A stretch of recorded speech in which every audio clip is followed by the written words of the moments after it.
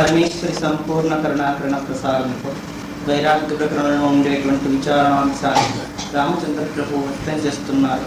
బహిర్గతంగా చెబుతున్నటువంటి ఆ విశేషాంశాన్ని వశిష్ఠాదులందరూ కూడా విచారణ చేస్తున్నారు. ఈ జీవితంలో తృష్ణతాలకు స్వరూపాన్ని చూపించారు. కోరికల కొలువు వల్ల ఎంత దుఃఖం కలుగుతుందో విశేషాంశాన్ని చెప్పుకొచ్చారు. ఆ స్థితిలో ఉండేటువంటి విశేషం త్రిపుర రహస్యంలో ఘట్టంగా చెప్పుకున్నాం. మొన్న శబ్దస్వరూప విచారణ చేసుకున్నాం. మర్చిపోతున్నా మళ్ళా హెచ్చరిక చేసుకుంటూ ఉంటాం. అనుమాన ప్రమాణం, ప్రత్యక్ష ప్రమాణం, శబ్ద ప్రమాణం, తద్వారా భగవద్ అనుగ్రహాన్ని పొందడం. నిన్న చెప్పుకున్న దాంట్లో పరా అపరా భక్తుల తాలూకు స్వరూపం చెప్పుకున్నాం. అసలు భక్తి అంటే ఏమిటి అన్నదాన్ని విశేషాంశంగా, ఆ భక్తే ప్రేమ, ప్రేమే త్యాగం, త్యాగమే భగవత్ తత్వంతో కూడుకునేటువంటి యోగం. జీవుడికి త్యాగం లేనిదే యోగం రాదు. ఆ యోగ స్వరూప విచారణ అనుభవాన్ని హెచ్చరిక చేస్తున్నా. యోగం కలయిక.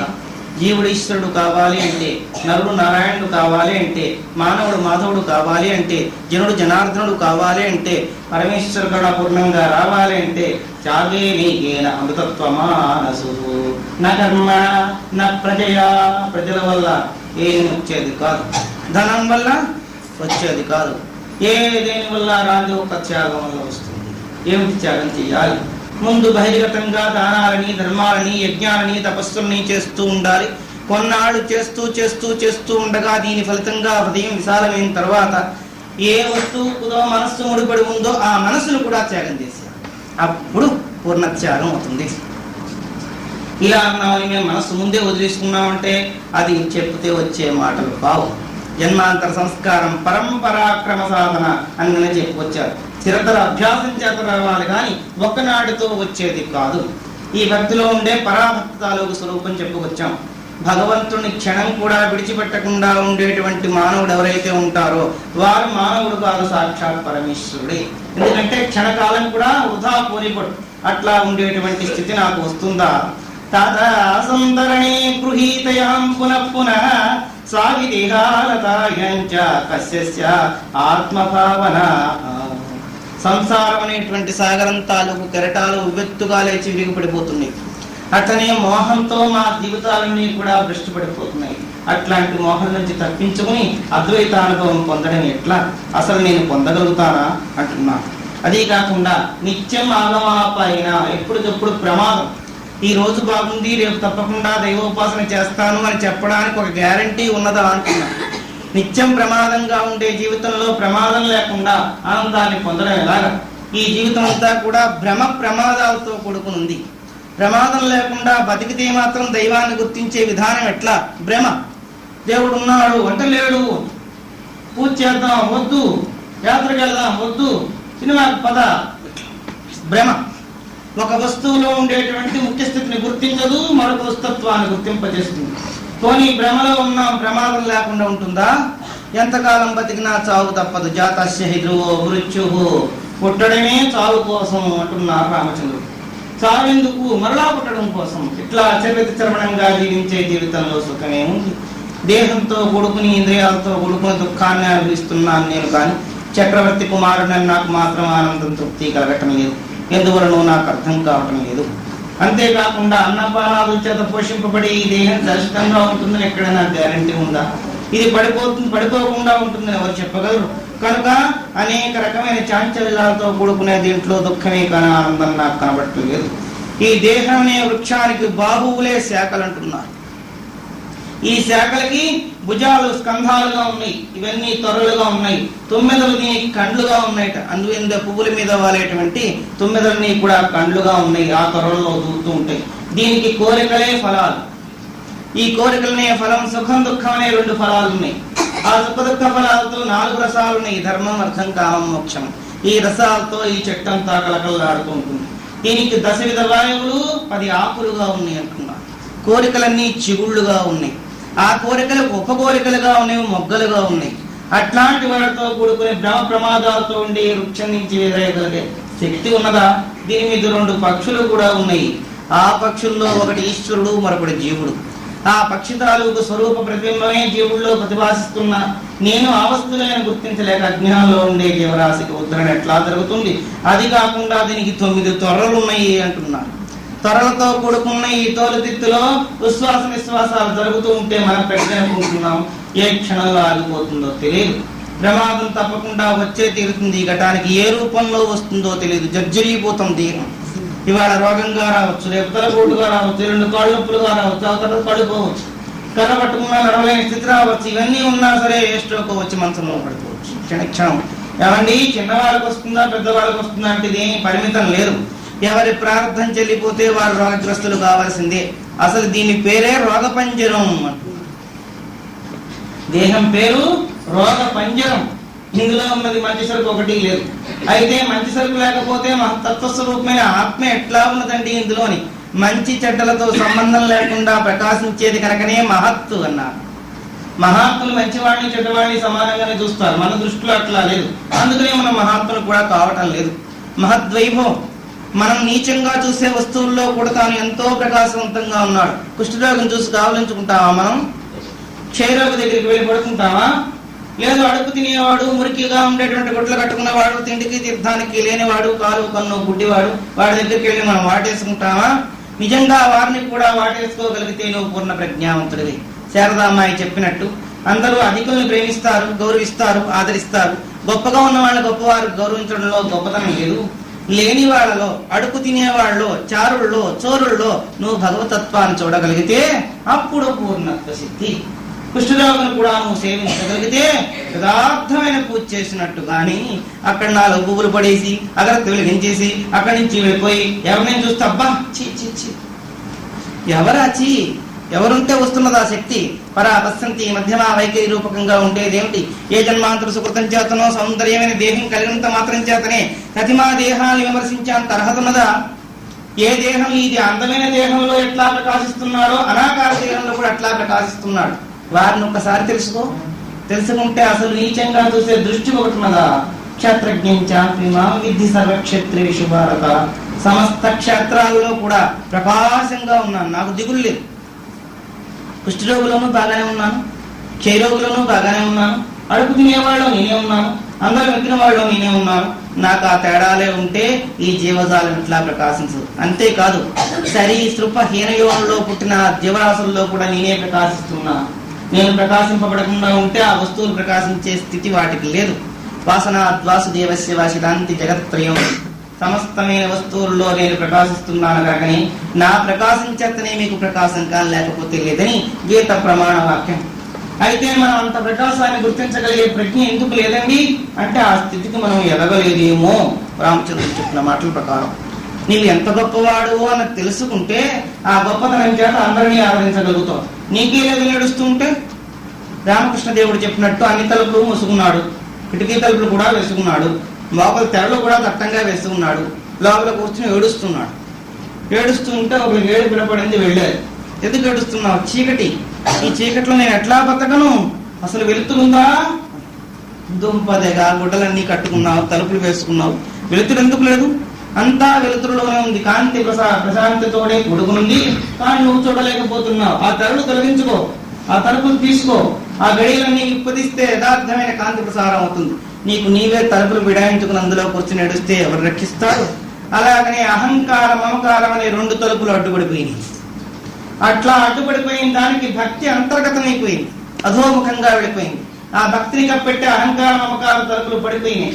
ఈ తలుపులతో తీసేవాడెవడు? కనుక కరుణాసముద్రుడైన పరమేశ్వరుని ఉపాసించు. ఆ మహనీయుడు కరుణతోట 2 తలుపులు విడిపోయినాయంటే సమస్త ఉపాధుల్లో ఉన్న వస్తువుని గుర్తించగలిగే ప్రజ్ఞ కలుగుతుంది. ఎప్పటికి కలుగుతుందండి? బహూనాం జన్మనామంతే జ్ఞానవాన్ మాం ప్రపద్యతే.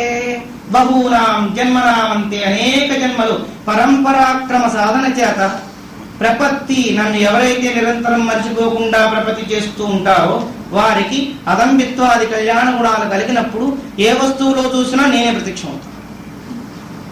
అది లేదు కదూ. వారికి వారే, తీర్థం తీర్థమే, ప్రసాదం ప్రసాదమే, వినడం వినడమే, వెళ్ళడం వినడమే, విచారణ విచారణే, అనుభవం రాదు. కనుక నువ్వు అంత ఎత్తు పెరగా స్వామివారి హెచ్చరిక చేశారు. నువ్వు ఎంత గొప్పవాడివో ఒక్కసారి తెలుసుకో. నీ చూపు ఇంతవరకు ప్రసారం ఉంటుంది అంటే ఎంతవరకు నువ్వు వ్యాపించున్నవాడివేగా. లేదా సందేహం వస్తే ఇప్పుడు అడగండి. ఎట్లా అడగమన్నా అని విపరీత ప్రశ్నలు వద్దు.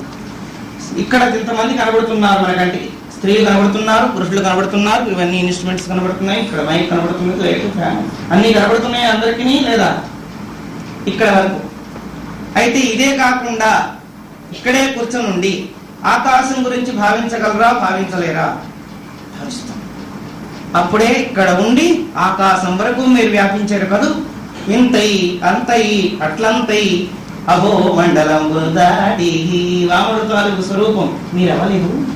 విచారణ చేసుకోండి. ఎంత గొప్ప స్థితి. ఇంత పూర్ణానుభవం ఉండి కూడా ఎక్కడో వెతుక్కుంటున్నామంటే ఇంతకన్నా దుఃఖ స్థితి ఎక్కడున్నారు రామకృష్ణదేవుడు. నీలోనే దాచుకుని ఆ అనుభవం పొందడానికి దూరంగా పోవాలా. ఎంతవరకు వ్యాపించింది? ఇప్పుడు నక్షత్ర మండలం దాకా వెళ్ళిపోయినారు. ఆ పైన అది కూడా వెళ్ళిపోయినారు. పూర్ణమద పూర్ణమిద పూర్ణాత్ పూర్ణముదచ్యతే. ఇక్కడ ఉండే వస్తువులన్నీ కూడా పూర్ణం. పూర్ణం కాకపోతే కళ్ళు చూడలేవు, చెవులు వినలేవు, నోరు మాట్లాడలేదు, ముక్కు పీల్చలేదు, త్వక్కు అనుభవించలేదు. ఇక్కడ అందరూ అట్లా అనుభవించేవాళ్ళుగా. మీలో శ్రవణం చేస్తున్నది నాలో మననం చేసి మరణానికి సరిపోయినటువంటి వాక్ ద్వారా మీకు మరణ శ్రవణానికి అధికారం ఇచ్చింది ఎవరు? ఏ శక్తి ఉంటే ఈ ప్రకాశం కలుగుతున్నదో ఆలోచించండి. జడ ప్రకాశంగా కనబడుతున్న ఇది చిత్ప్రకాశం తాలూకు బింబమే, ప్రతిబింబమే కాని వేరు కాదు. గుర్తించగలిగితే ఈ దుఃఖం పోవాలంటే అటువంటి ఆనందం రావాలి. ప్రతి వస్తువులో ఆ ప్రేమ కలగాలి. నిజమైన ప్రేమే భగవత్ స్వరూపం. కానీ భగవంతుడికి నామరూప సూత్రగోత్రాలు లేవు. అట్లా అంటే అందరూ విగ్రహాలేమో కాస్త గంగలోనో కాగలోనో కలిపేసి వచ్చి మన కాదు. మనకు ఆ స్థితి లేదు కనుక ఆ స్థితి వచ్చేంత వరకు ఉపాసన చేయండి. అపరాభక్తి ప్రకారం ధ్యానం, దానం, త్యాగం, ధర్మం అన్నీ చేయాల్సిందే. చేయకపోతే ఎట్లా ఆనందం కలుగుతుంది, ఎట్లా అనుభవం కలుగుతుంది? విశేషాంశాలు చెప్పుకొచ్చాను. అట్లా చెబుతూ నువ్వు ఎంత గొప్పవాడివో ఇంకా ఆ స్థితిని చూపిస్తావు. ఇంతవరకు నీవు అనుకునే స్థితి వేరు, ఇప్పుడు నీ స్థితి మార్పు చేసే స్థితి వేరు. ఇది కేవలం తత్వానుసంధానం చేతనే జీవుడికి పరాకాష్ఠ అందుకోవాలి కానీ సామాన్యంగా అందుకునే అవకాశం కానీ అర్హత కానీ లేదు. ఎంత గొప్పవాడివి. దేవుణ్ణి ఉపాసన చేస్తున్నాం కదా మనం. అపరాభక్తిగా ఒక రూపాన్ని కల్పించుకుని ఉపాసన చేస్తున్నాం. రామచంద్ర ప్రభు నీ కరుణ చేత నేను ఇట్లా ఉన్నాను. సదాశివ, కృష్ణ, అమ్మ అని పిలుచుకుంటూ, అమ్మకు ప్రీతికరమైన రోజు కనుక అమ్మని పిలుచుకుంటూ ఇలా రకరకాల ఒక్కొక్క రోజు ఒక్కొక్క దేవతను పెట్టి అట్లా ఉపాసన చేస్తున్నాం. చేస్తున్నప్పుడు హృదయంలో ఈనాడు అరుణం కరుణాతరంగితాక్షి అనగానే అరుణ కరుణ కిరణాలతో ఉండేటువంటి కరుణా తరంగ వీక్షణ ప్రసారం చేసే నేత్ర సౌందర్యంతో అమ్మవారు నీ హృదయంలోకి వచ్చింది కదా. ఇప్పుడు వచ్చిన అమ్మవారు ఎక్కడి నుంచి వచ్చిందండి? అక్కడ పూజా మందిరంలో అమ్మవారు ఉంది, అక్కడ అర్చన చేసుకున్నాం, ఇక్కడికి వచ్చేసాం, కళ్ళు మూసుకున్నాం. అరుణాం కరుణా తరంగితాక్షిం ధృత పాశంకుశ పుష్పబాణ చాపాం అణిమాదిభిరావృతం మయూఖైః. అణిమా సిద్ధులన్నీ కలిగి సమస్త లోకాన్ని రక్షించగలిగే కరుణా తరంగితాక్షి స్వరూపిణి భగవతి ఇక్కడ సాక్షాత్కారం అయిపోయింది. అయితే ఇప్పుడు నీకు కనబడేటువంటి అమ్మవారు అక్కడి నుంచి లేచి నీ హృదయంలోకి వచ్చేసిందా? ఇప్పుడు ఆ పీఠంలో అమ్మవారు లేదా? ఇదిగా అమ్మవారు అక్కడే ఉండగా ఆమె స్వరూపం నీ హృదయంలోకి ప్రవేశించింది. అంటే అక్కడ ప్రకాశం చిత్ప్రకాశం, ఇక్కడ జడ ప్రకాశంగా ఉంది.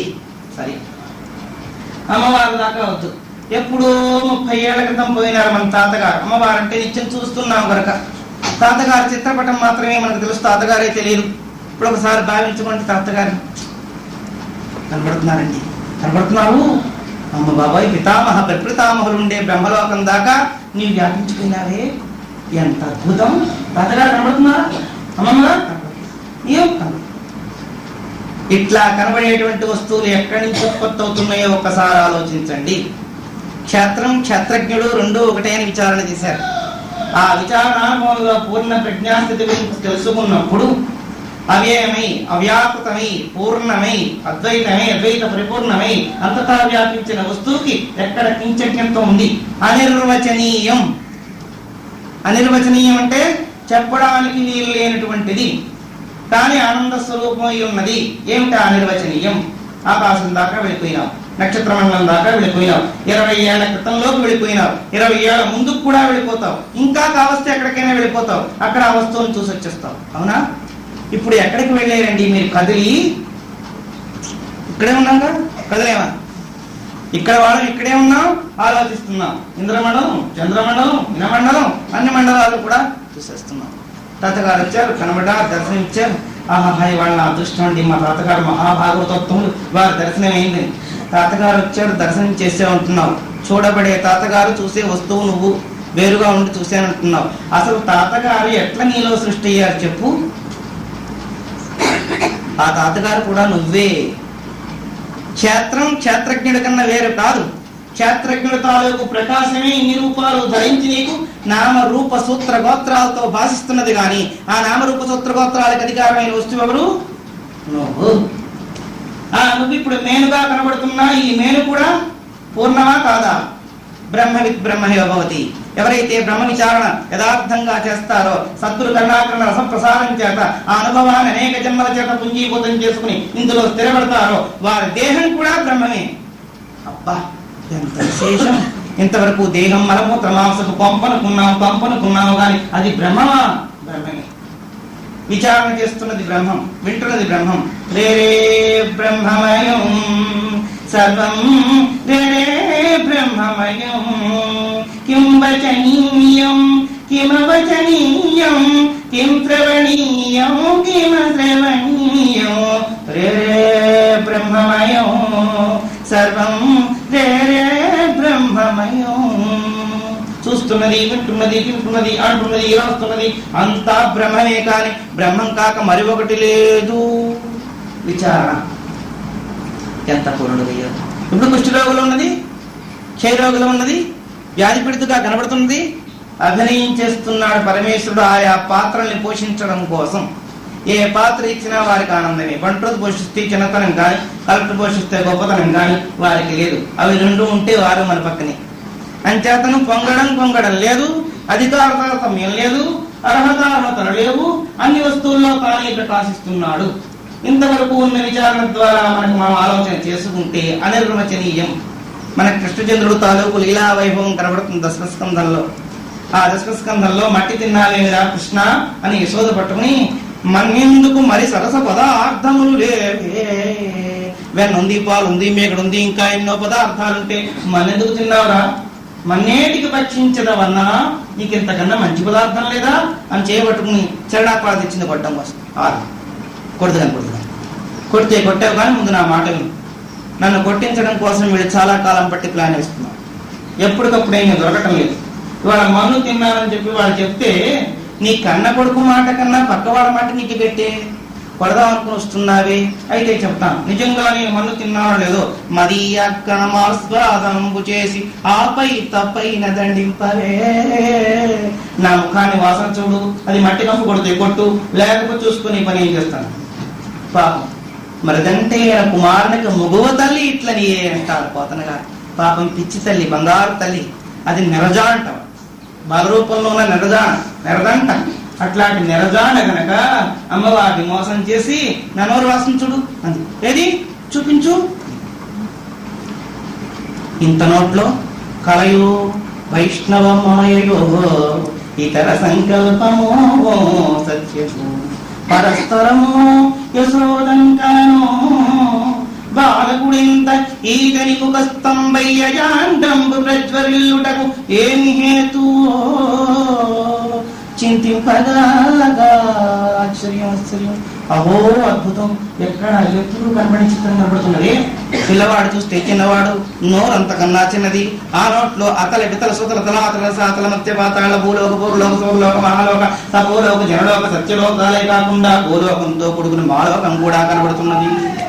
అయ్యయ్యో బృందారణ్యం కనబడుతున్నది, గోవులు కనబడుతున్నాయి, నందుడు కనబడుతున్నాడు, నేను కనబడుతున్నా. ఇదేమో దర్పణమా, కళ, విష్ణుమాయ, నాకు మోహమా? అసలు నేను యశోదనేనా? నేను ఉన్న స్థలం పరస్థలం కాదు కదా, ఎవరు ప్రయోగం చేయలేదు కదా అనుకుని ఆశ్చర్యం. యశోద పక్కనే నోరు చూపించే కృష్ణుడు కనబడ్డాడు అని. అందులో ఇదేం చిత్రం, వారి నోట్లో వారే కనబడుతుందా? ఇది మహద్వైభవం. తన స్వరూపాన్ని తాను అంతటా నిండిపోయినట్లుగా చూపిస్తూ తాను రూపంతో కూడా కూడుకున్నవాడుగా అనిర్వచనీయం. ఎక్కడ కని విని ఎరిగినటువంటి చిత్రాలు చూపించారు. అయితే ఇప్పుడు కృష్ణుడు మనం కావచ్చు. ఒక్కసారి భావన చేయండి. నేను చెప్పిన మాటలన్నీ కళ్ళు మూసుకు ఆలోచించండి. ఆ లోకాలు, ఆ కృష్ణుడు, ఆ నోరు చూపించిన వాడు, ఆ యశోదమ్మ కర్రపుచ్చుకుని ఆ యశోదమ్మకి ఎదురకుండా మళ్ళా నోట్లోకి చిన్ని కృష్ణుడు కనబడుతున్నాడా లేడా? అయితే మనం ద్వాపర యుగానికి వెళ్ళిపోయినట్టేగా. అమ్మ బాబో ద్వాపరయుగం ఏమిటండి, కృతయుగంలో కూడా మనమే ఉన్నాం కావోసు. అందుకు గీతా ప్రమాణకారకుడు అన్నాడు, మొట్టమొదటిగా సూర్యుడికి కూడా నేనే ఉపదేశం చేశాను. అసలు గీత ఎవరు? నేనే. నాకన్నా వస్తువు మనకు ఏదుంది జగత్తులో? సూర్యాదులకు ఉపదేశం చేసింది నేను అంటే ఆ సత్యం ఉందా ఇందులో? ఇప్పుడు మనం అంతా ఏ స్థితిలో ఉన్నాం? కృష్ణుడి దగ్గరికి వెళ్ళాం, యశోదమ్మని చూసాం, కృష్ణుడి నోట్లో మళ్ళీ కృష్ణుని కూడా చూస్తున్నాం. అయితే ఇప్పుడు ఏ యుగంలో ఉన్నట్టు? ద్వాపర యుగంలో. ఇక్కడ మనం ఉండే కాలం, దేశం తెల్లవారుజాముని కలియుగంలో ఫలానా ఇంట్లో ఇంత శరీరంతో విచారణ చేస్తున్నాం. మనం ఇప్పుడు పెరిగింది ఎంతవరకు? యుగ యుగాంతరాలకు కూడా వెనక్కి వెళ్ళిపోగలం, అంత మహత్వం మనలో ఉంది. కాలాన్ని అతిక్రమించగలం, ఆ మహత్వం మనకు ఉంది. దేశాన్ని తిరస్కరించగలం, ఆ మహత్వం మనకు ఉంది. అద్వైత పూర్వనం కాగలం, ఆ మహత్వం మనకు ఉంది. ఇన్ని మహత్తులు ఉండి ఉసూరు అని ఏడుస్తున్నావే, నిన్ను జీవుడనాలా ఈశ్వరుడనాలా? ఆలోచించు. ఇది అనిర్వచనీయం. ఇక్కడ ఉండగానే, మీరెక్కడికి కదలకుండగానే మీ మీ స్వరూపాలతో ఒక్కసారి చూసుకుంటే మేరు పర్వతంలా పెరిగిపోయినారే, ఇంత పెరిగి ఉండాల్సిన శివోహమస్మి అట్లాంటి అద్వైతమూర్తులైన మీరందరూ మాకు ఇల్లు ఉందండి, సంసారం ఉందండి, ఆ దుఃఖంలో కొట్టుమిట్టుకుపోతున్నామండి, మరి చెప్పలేము. మీరు చెప్పిన సేవ పెరిగినట్టే ఉన్నామండి. మీరు చెప్పడం అయిపోగానే అద్దం మందు కొండ కొంచెమై కనపడదా అని ఇంత అయిపోతామండి, మళ్ళీ మామూలు ఏడుస్తామండి. ఏం చేయడం అని అంటున్నారే. ఇప్పుడు దేనికి విచారపడాలి? భగవంతుడి కన్నా మనకి కష్టాలున్నాయా? మహాభాగవతత్వలందరూ హెచ్చరిక చేశారు. పరమేశ్వరుడు ఎన్నో కష్టాలు పడుతున్నా సరే ప్రశాంతిగా ఉన్నట్టు. ఆయనకి సంసారం లేదు, ఇద్దరు భార్యలు, మాకు ఒకరే. ఒక ఆమె సగభాగం పుచ్చేసుకుంది, ఎందుకైనా మంచిది ముందే అని రాయించేసుకుంది. వీళ్ళు రాయించుకు తనలో ఒక ఐక్యం అయిపోయింది. ఇంకొక ఆమె నెత్తి మీద ఎక్కి కిందకి దిగదు, ఆమె అక్కడే కూర్చుంటుంది. ఉన్నత స్థానం నుంచి ఊరంతా చూడొచ్చు అని ఆమె అక్కడే కూర్చుంటే పక్కనంతా ఆక్రమించుకుంటే అతనికి సుఖం ఎక్కడుంది? పోనీ హాయిగా ఉందామా అంటే పెద్దలాడుతూ పాములు అన్ని పాకుతూ ఉంటాయి, జర్జర్లాడుతూ. మనకు చీమ పాకితేనే లేచిపోతుంది, చీమ ఎక్కర్లేదు. కూర్చున్నప్పుడు త్వరలో జర్జర్లాడితేనే అమ్మో ఇది ఏమైపోయిందో లేచిపోతుంది. పాములన్నీ పారాడుతుంది, గంగ పక్క నుంచి పాపుడు పెట్టినట్టు కారుతుంది. ఒక పక్క అమ్మవారు ఆశ్రయించుకుంది, కోరికల స్వరూపమైన లలితా త్రిపుర సుందరి. అట్లా అందరికీ వరాలు ఇవ్వడం కోసం ఆశ్రయించాము. పోనీ ఉన్నవాళ్ళందరూ ఎట్లా ఉన్నా ధ్యానం కూర్చున్నామంటే పిశాచ సహచర, భూతాలు, ప్రేతాలు, పిశాచాలు, ప్రమదగణాలు ఓమని ఎగిరిపడిపోతున్నారు శబ్దాలు. ఆ వాయిద్యాలు కూడా ఆనందకరమైన వాయిద్యాలు. డక్క డోలు కూడా బడబడ కొట్టేస్తుంటే చెవులు బద్దలైపోతాయి. మనకి ఎక్కడైనా స్కూటర్ పెడితేనే ధ్యానం రెస్ట్ పట్టేస్తుంది కాదు, సైకిల్ బెల్ల కొడితే ధ్యానం పోతుంది. ఎవరైనా కీమని అలారం మనకి ఇంట్లోకి వచ్చే ముందు కాలింగ్ బెల్ల కొడితే జం పడైపోతుంది. మహాసంసారంలో ఉన్నాము. అట్లా అన్ని వికారాలతో కూడుకున్న పరమేశ్వరుడు పోనీ కూర్చున్న స్థలమేమైనా హాయిగా కంఫర్ట్ గా ఉందా? చలి ఉడికి చేస్తారు. శీతాకాలం వచ్చిన దుప్పటి ముసుగలు ధ్యానం చేస్తే చేతులు అది పడుకోవచ్చు. ఇట్లా ఇన్ని రకాల కష్టాలతో కూడుకున్న సదాశివుడు నిర్వికల్ప సమాధి అనుభవంలో పూర్ణ ప్రజ్ఞావంతుడై ప్రకాశిస్తున్నాడు. అతనికి ఏం సంసారం లేదు, మనకన్నా పెద్ద సంసారం. మనకు ఒక్కొక్క సంసారం అయితే మన సంసారాన్ని పోషించాల్సిన వాడు ఇంత సంసారం పెట్టుకుని, అట్లాంటి భార్యలను పెట్టుకుని, ఆ పాముల మీద వేసుకుని, ఆ పిశాచనాలు వెతుకుతూ ఉంటే, ఆడక్కాడవులు కూడా వాయిస్తూ ఉంటే, ఆ మంచు కొండలో కూర్చుని కదలకుండా నిశ్చేష్టుడై ఉన్నాడే. వారి సంసారం కన్నా మన సంసారం పెద్దదా? మనకి అన్ని కష్టాలు ఉన్నాయా? లేవండి. ఇప్పుడు వింటే అది ఏమున్నట్టు లేవు. కానీ ఇంకా మహావిష్ణువు, అతనికి ఏమండి మహానుభావుడు భోగమే 10 జన్మలకు వచ్చాడు యోగం చేత. ఇప్పుడు అర్థం ఏం తప్పింది? అక్కడ పోనీ పడుకున్నాడు పాము మీద అంటే పాము మీద హాయిగా పడుకోవచ్చు. పడుకున్న ఆనందం ఉందా? సముద్రం అల్లకల్లోలం అంత లేస్తుంది, కింద పడిపోతుంది. ఆ పాము కూడా లేచి పడిపోతుంది, తాను ఎగిరి పడిపోతుంటాడు తుళి. మనం లేచి పడిపోగల తూగులా వచ్చేలాగా నేను ఎలా అంటేనే మీరు చచ్చిపోయినంత పని అయిపోయి అమ్మో స్వామివారి దృష్టిలో పడ్డామనుకుంటున్నాను. అట్టాడిది ఎగిసిరిసి పడిపోతున్నాం. ఎప్పటికప్పుడే ఆయన పడుకున్నా కానీ కార్యక్రమం చేతులతో చేస్తూనే ఉంటాడు. ఎక్కడైనా దుష్ట శిక్షణ చక్రాన్ని చూస్తాడు, వెళ్ళు అంట. ఎక్కడైనా భేరీ వాగించాలి, శంఖాన్ని పూరిస్తూ ఉంటారు. ఆయనకి ఎక్కడ తీరుబాటే లేదు పాపం. పోనీ పదసేవ చేసే అమ్మవారు గొప్పది ఏంటి, పోనీ పడుకోండి ఆ కార్యక్రమం నేను చూసుకుంటానంటే ఆమె చెంచలైన మహా, చెప్పలైన మహా, ఒక దగ్గర స్థిరంగా ఉండదు. ఆయన దగ్గర అంతకన్నా ఉండదు. కాళ్ళు పిసుకుతూనే ఉంటుంది. లక్ష్మీం క్షీర సముద్ర రాజతనయ శ్రీరంగధామేశ్వరి అని ఇక్కడ భక్తులు పిలిస్తే రైట్ మనసు ఆవిడ కాళ్ళు పిసుకుతారు. అందుకని ఆయన 2-3 పెట్టుకున్నాడు. నీలాదేవిని వాళ్ళని వాళ్ళని వదలపోతే ఒకళ్ళని కాళ్ళు పిసుకుతాను. ఆ పిసికే వాళ్ళు కూడా ఎవరి భక్తుల దగ్గర పడిపోతారు. ఈ ఆడవాళ్ళందరూ కనిపిస్తే ఆండాడు తాగెళ్ళిపోతుంది. లక్ష్మీ అమ్మవారిని ప్రార్థన చేస్తే ఆవిడిపోతుంది. అలవేల మంగళం పిలిస్తే ఆవిడిపోతుంది. ఎవరికి వాళ్ళు వరాలు ఇచ్చింది, ఎవరి పిల్లలు వాళ్ళు చూసుకోరా. ఇక ఈ సంసారం అంతా భరించాల్సిన తన భుజస్కంధాల మీద పాము. పోనీ ఆ పాముని ఎప్పుడు అలా పడగలు వంచకుండా ఉంటుందంటే ఈ భూములు కూడా మోస్తున్నట్ట. ఎప్పుడు అది కానీ ఇలా అంటే తింబడిపోతుందో దేవుడా సంసారం, భూమండలం అంతా కూడా విష్ణు ముఖం పెడిపోతుంది చిత్త. అలా భయంకరమైన భ్రమ ప్రమాదాలతో కూడుకున్నటువంటి దాంట్లో అల్లకల్లోలంగా ఉండే ఆ సముద్రంలో నిర్వికారంగా రమోట్పు నేత్రాలతో యోగముద్రాసక్తుడై ఉన్నాడే, వారికన్నా మన సంసారం గొప్పదా అండి? ఇలా ఆలోచిస్తే బ్రహ్మగారు ఆయనకి బొమ్మలు చేయడమే పని. బొమ్మలు చేస్తున్నా మాల మాత్రం తిరుగుతూ ఉంటుంది. చెప్పేనే మనసులో జపం చేసుకోండి. మీరు ఏ పని చేసినా చాట్లో వడ్లు బియ్యం రాళ్ళు అన్ని వేరు చేసినట్టు మంత్రమే మీ తిరుగుడే. అట్లా చేసిన మంత్రం తాలూకు స్వరూప స్వభావాలు మీకు హెచ్చరిక చేశాను కనుక అట్లా మాలతో జపం చేస్తూనే ఉంటారు స్వామి. బొమ్మలు చేస్తూనే ఉంటారు. ఆ బొమ్మలు చేసినప్పుడు అతనికి తలపోటు వస్తూ ఉంటుంది. కార్యక్రమం ఇంకోటికి అప్పచెబుదామంటే డ్యూటీ పుచ్చుకునేవాడు లేరు. ఆ బొమ్మలు జోగు నీకే అన్నారు అక్కడ. అంచేత విసుగ్గా ఉండి మెంటల్ రిక్రియేషన్ కోసం సరస్వతిని పెట్టారు. అమ్మా ఇచ్ఛాశక్తి, నువ్వు సంకల్పం చేస్తే ఇవన్నీ జరుగుతాయని. ఆమె ఎప్పుడు వీణబట్టి కూర్చుంటుంది. వీరితో ఆమె కాపురం అక్కర్లేదు. ఎందుకంటే ఎప్పుడు అక్కర్లేని వరాలు ఇస్తూ ఉంటాడు. అట్లాంటి వాడితో మనకెందుకు సంబంధం అని భార్య ఇండి కూడా వీణ వాయిస్తూ ఉంటుంది. ఆ భక్తులు ఎప్పుడైనా సరస్వతి నమస్తుభ్యము వచ్చేస్తుంది. అట్లా అందరూ పోయేవాళ్ళే, స్థిరత్వం లేదు. కూర్చున్నది పద్మాసనం, అది ఎప్పుడు టకాలం అంగిపోతుందో తెలియదు, రేకులు విరిగిపోతాయో తెలియదు. తేలికగా లఘిమ స్వరూపంతో బ్రహ్మగారు కూర్చున్నారు. దాని మీద అతి తేలికై కూర్చున్నారు. ఎప్పుడైనా అతనికి ఆయాసం వచ్చి ఊపిరి గట్టిగా అది పీల్చుకుంటే కమలం పడిపోతుంది. పీల్చుకుందుకు వీల్లేదు. ఆ కుంభకయోగంలో హఠుడై మహానుభావుడైన బ్రహ్మగారు కూర్చున్నారు. అట్లా కూర్చున్న సృష్టి కార్యక్రమం చేస్తున్నారు. ఒక్క నిమిషం తీరిక లేదు. అయినా జపధ్యానాదులు మర్చిపోకుండా చేస్తున్నారే, వారికన్నా మనకి సంసారం ఉన్నదా? మాకు ఖాళీ లేదండి.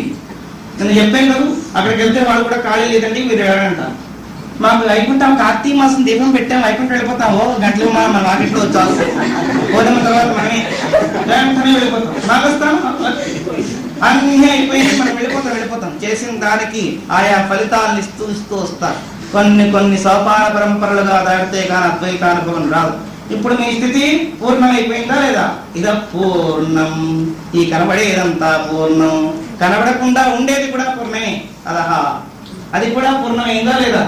మేరులా పెరిగిపోయినారు, నక్షత్రమండలం దాటిపోయినారు, కాలాన్ని అతిక్రమించారు, ద్వాపరయుగంలో ప్రవేశించారు, కృతయుగంలో కూడా వెళ్ళిపోవచ్చు. దధీత్యాదులందరూ కూడా వెన్నెముకను వజ్రాయుధంగా ఇచ్చారని పురాణ కాలంలో ఉన్న విశేషాంశం. అది తలుచుకుంటే అబ్బా హృదయ పురుషులు అయిపోయినారే కలియుగంలో వీరందరూ. ఇప్పుడు ఉపాధులుగా ఉండగా కదలకుండగానే అనుభవం చేత పూర్ణులైనారా లేదా? ఇది అద్వైత సిద్ధి. అయితే చెప్పేవాళ్ళ మహత్ అవ్వచ్చు, వినేవాళ్ళ వివేకం అవ్వచ్చు, జిజ్ఞాస కూడా కావచ్చు. అంత ఎత్తుకు పెరిగాం. ఈ పెరిగింది మీకు చూపిస్తున్నానంటే ఆ పెరుగుదల మీరే పెరగాలి. అంతేగాని ఒకసారి నేను చెప్పేసి ఉపనిషత్తుల తాలూకు స్వరూపం వింటే నువ్వు అంతకన్నా గొప్పవాడివి. ఇద పూర్ణమద పూర్ణం ఉదచ్చతే. పూర్ణం కలిస్తే పూర్ణమే కానీ మరొకటి లేదు.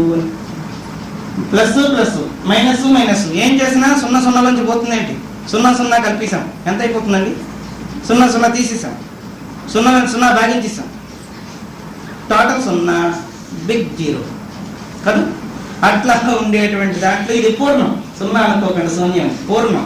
ఆ పూర్ణంలోంచి వచ్చిన మహత్ వైభవం ఈ ఘటపటాలన్నీ కనుక ఈ భాషించబడేటువంటి జీవరాశులందరిలో నేను ఉన్నాను.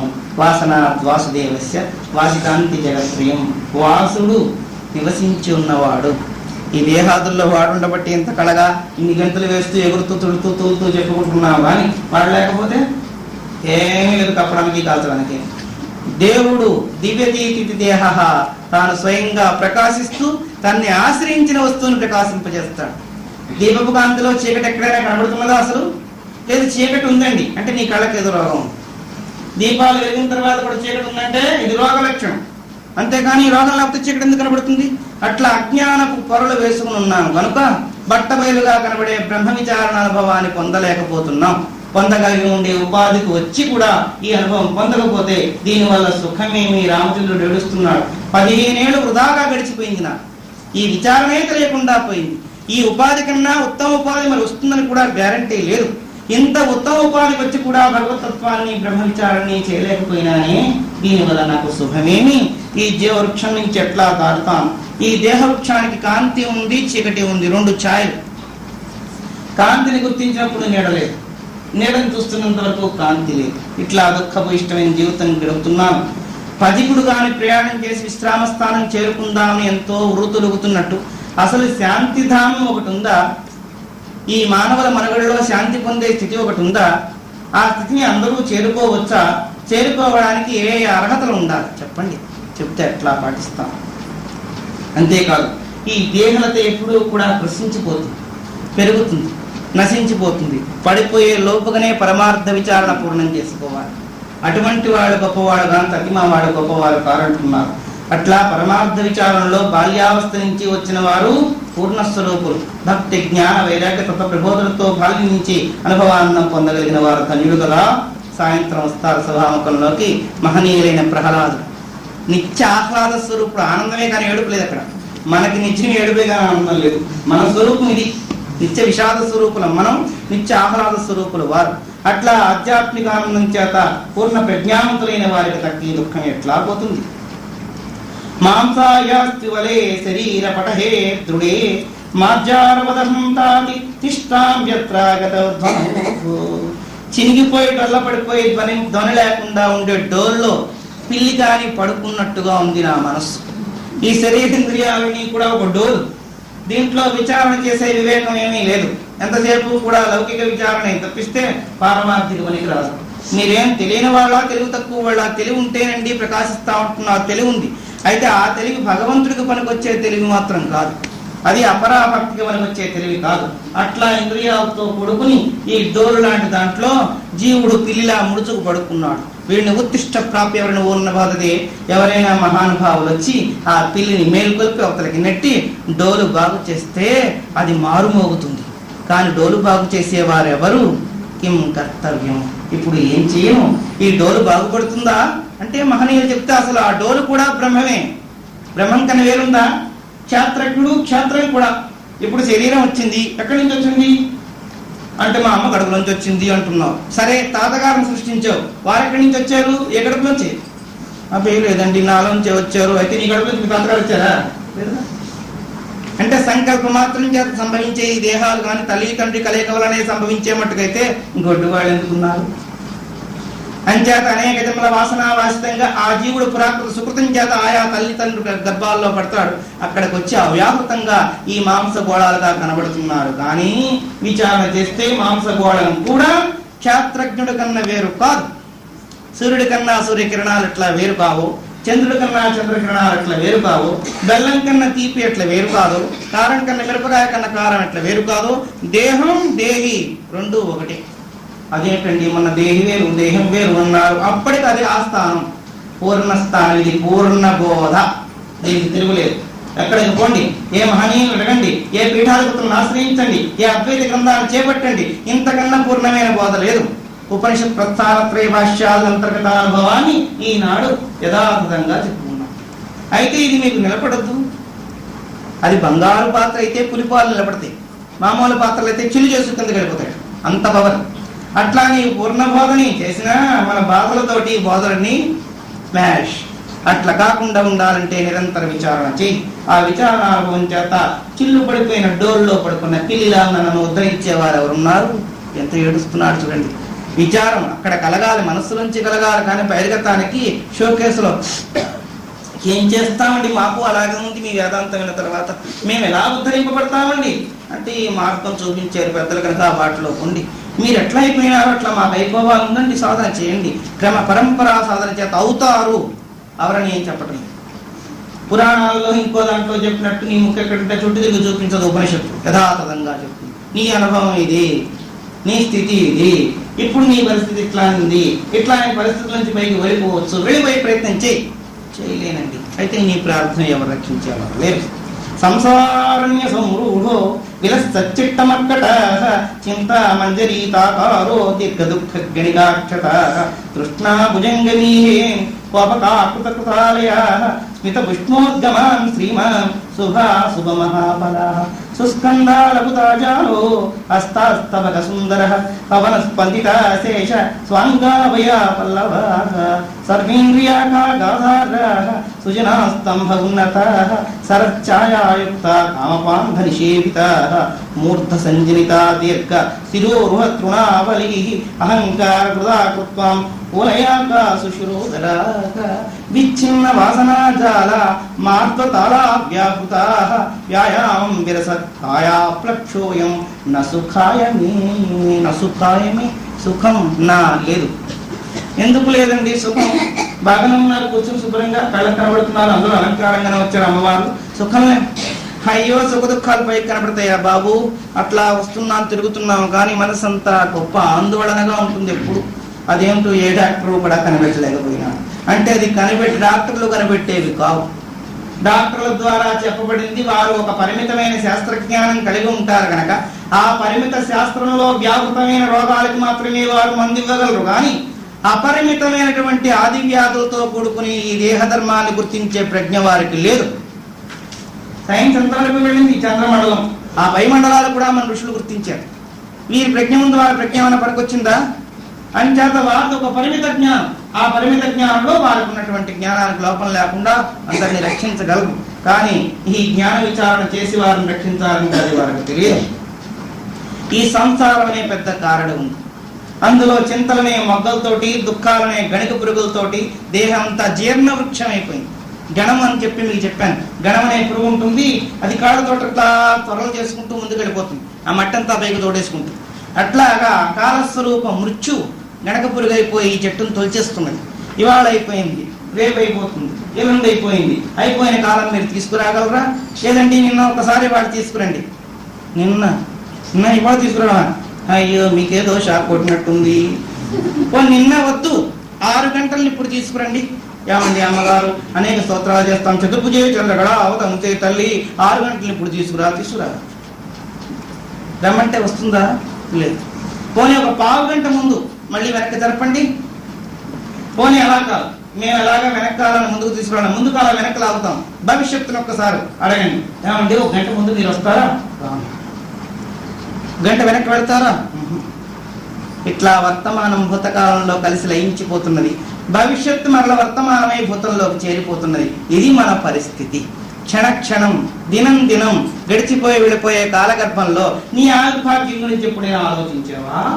దినయామిన్యవు సాయం ప్రాతః శిశిర వసంతం పునరాయత కాల క్రీడతి గచ్చత్యాయు తదుపునం చాస్యవాయు భజ గోవిందం భజ గోవిందం గోవిందం భజ మూఢమతే. నీ మతి సక్రమంగా ఉంటే గతి కూడా బాగుండును, మతి లేకపోబట్టే గతి ఇట్లా అయింది అన్నారు శంకర్. ఎట్లా చెప్పు పెట్టి కొట్టాలో బాగా సున్నితంగా కొట్టాలి. ముద్దుగా మాట్లాడితే లంపలు పగలబడితే అవతల వాడికి కష్టంగా ఉండదు. చెల్లెమని కొట్టి అని అనుకో, పొగరగా ఉందా అని వాడు తగ్గు వచ్చేస్తాడు. ఏంటో చాలా కాలంగా వచ్చావు అని పడిపడి కొట్టాడు. అనడానికి లేదు, పెద్దవారే పేరు కొట్టడం. ముద్దుగా ఎన్నాళ్ళకి వచ్చేవారో అని ఒకటి, అబ్బాయి ఇంత వేగంగా వస్తే ఇంకోటి, వచ్చారని ఇంకొకటి, కూర్చున్నాక నీ 10 రూపాయలు నీ ముందు మండిపోయి డొక్క వేగంగా మాట్లాడడానికి వెళ్ళే ముద్దు కదా. అదే క్రోధంతో ఇలా తాగించారు, అమ్మ బాబు ఏమైపోయింది. అట్లా మనం చెప్పే మాటలకి శంకరుడు చెప్పే మాటలకి తేడా ఉంది.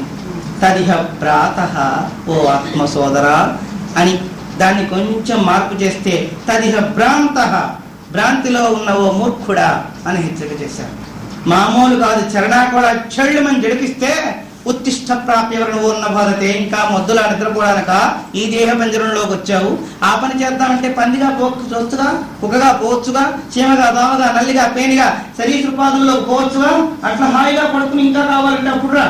ఇక్కడికి వచ్చి కూడా నిద్రపోతున్నావే, నేను లేపేవాళ్ళు లేరా? వార్తలెక్కిం నాస్తిని అంత నిన్ను శాసనం చేసి ఈ మార్గం చూపించి ఇది ఒకటి ఉందని హెచ్చరిక చేసే గురువే నీకు దొరకలేదా?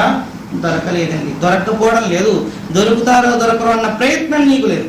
ఇక ముందు వశిష్ఠుల వారు వస్తారు, ఆయన మరీ చక్కని క్వశ్చన్ చెప్పులు తీసుకుంటారు, ఎంచుకోవడానికి మంచి తెస్తారు, ఇంకా ప్రవేశిస్తారు. వారు ప్రవేశించాక మెత్తగా ఉంటాయి దూది, దాంతో ఎలా కొట్టాలో నొప్పి తెలియకుండా ఇంటికి వెళ్ళాక బాధ వస్తుంటుంది. పైకి మాత్రం చెల్లి మన దెబ్బలు తగలవు. అదేంటో బాగా పొదేసి కొట్టేస్తుంటే పైకి దెబ్బలు ఉండవు, కానీ గుద్దులు గుర్తు లోపల బొమ్మలు చూడం అయిపోతాయి. అట్లా మహానుభావుడైన రామచంద్ర ప్రభు అడిగితే దానికి అద్వైత అనుభవాన్ని చెప్తూ వశిష్ఠుల వారు వ్యాప్తంగా ఉండేటువంటి దుఃఖదాలానికి కారణం ఏమిటో చెప్పు వస్తారు. నేను ఒక పదికుణ్ణి చెట్టు కిందకి వెళ్ళి విశ్రాంతి తీసుకుందాం అనుకున్నాను, కానీ ఆ చెట్టుకు ఆకులే లేవు, ఆకులే లేని చెట్టు కింద విశ్రాంతి అని తీసుకుంటాను. అట్లా ఉండే ఎండమావు లాంటి భ్రాంతిజన్యమైన దీంట్లోకి వచ్చి ఆనందాన్ని దుఃఖాన్ని అనుభవిస్తున్నాను. మనకి భ్రాంతి ఎట్లా ఉంటుందో భ్రమ ప్రమాదం మనకు కనబడుతున్నది. ప్రత్యక్ష ప్రమాణాలు కూడా ఒకసారి ఆ నిజమన్నానికి వీలు లేదు అని చెప్పుకొచ్చాను. ఆ మాటలు ఇక్కడ హెచ్చరిక చేస్తున్నారు. ఎండమావులు మరీచికలు ఎండమావులు చూస్తున్నారు. మీకు నీళ్ళు కనబడుతున్నాయా లేవా? అక్కడికి వెళ్తే అది ప్రత్యక్షంగా నీ కళతో చూసావా లేదా? నమ్మడానికి సత్యం ఉందా? ప్రత్యక్ష ప్రమాణం ఉందా? నీ కళతో చూసాను, నా కళతో, నీ కళతోటే, ఇంకో ఎరువు కళ్ళు కూడా కావు. నీ కళతో నువ్వు చూసావు కదా, చెమ్ము నీళ్ళు తీసుకురాకూడదా?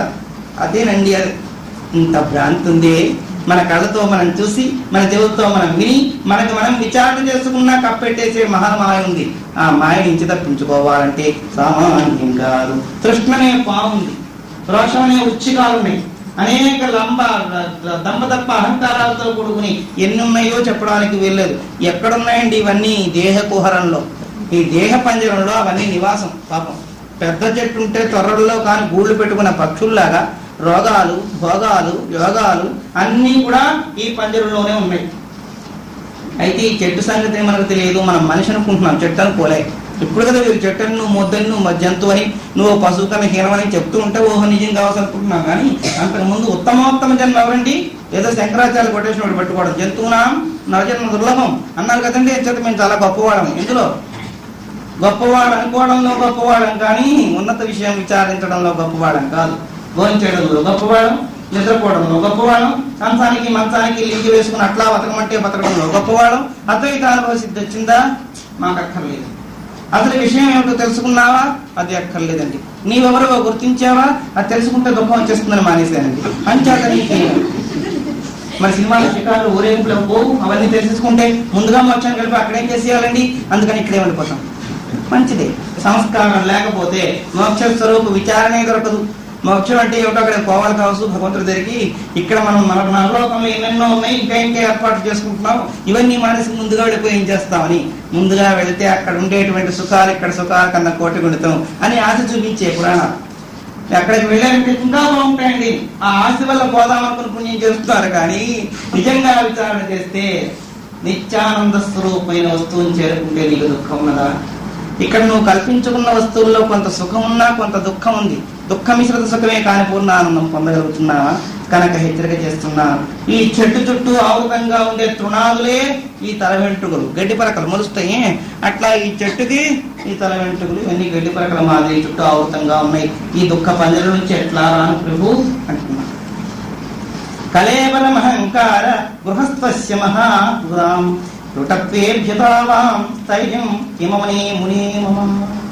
అహంకారని గృహంలో ఉండేటువంటి పెద్ద యజమాని వారు అహంకారంగా ఈ గృహంలో కాపురం చేస్తూ ఉంటారు. వారికి పరివారంగా ఉండేటువంటి మమకారాలందరూ ఊడల్లా దిగిపోయినారు. వాడు పెర్మనెంట్ ఆబ్జెక్టులు అయిపోయినారు. లేపాలంటే కూడా కష్టం. ఇప్పుడు రోడ్డు పక్కన నీళ్లు కట్టేసుకుని గవర్నమెంట్ వాళ్ళు కూడా లేపలేక వాళ్ళకి ఎంతో కొంత ఇచ్చి ముట్ట చెప్పి లేవదీస్తున్నారు. అలాగను మనకు అనేక జన్మల వాసనావాసితంగా చిరకాల అభ్యాసం చేత అహంకారం, మమకారం ఊడలై బలిసిపోయి, ఊడలు కావు చెట్లలోనే ఉన్నాయి. అవి లేవదీయాలంటే ఏం చేయాలి? దాన్ని లాలించి వారికి ఏదో కొంచెం లంచం ముట్ట చెప్పుకుని, తల్లి మీకు నమస్కారం, మీరు కాబట్టి కదా ఇన్ని జన్మల దాకా వచ్చాను నేను, కనుక మీరు తప్పుకోండి అని వాటికి ఎట్లా ఆశ్రయించాలో విధానాన్ని పెద్దల ద్వారా గుర్తించి పంపించాలి. పంక్తి పద్యేంద్రియం పశువు లొత్తాం తృష్ణాం గృహాంగనం రాగరంజిత సర్వాంగం నేష్టం దేహ గృహం మమ. ఇంద్రియాలనే పశువులు కట్టిన కొట్లం, పశువులు కొట్టమని చెప్పి పెద్ద ఒక పర్ణశాల ఉంటుంది, దాంట్లో పశువులు కట్టేస్తారు. ఇంద్రియాలన్నీ పెద్ద ఈ పర్ణశాలలో ఉన్నాయి, దేహం అనే పర్ణశాలలో. ఈ పశువులన్నీ కూడా అన్ని విధాలుగా నష్టాన్ని కలిగిస్తూనే ఉంటాయి. యజమాని దాని చుట్టూ పరిభ్రమిస్తూ ఉంటాడు. వాడికి ఇష్టమైతే హాయిగా ఉంటాయి, లేకపోతే మలమూత్ర విసర్జన చేసేస్తాయి.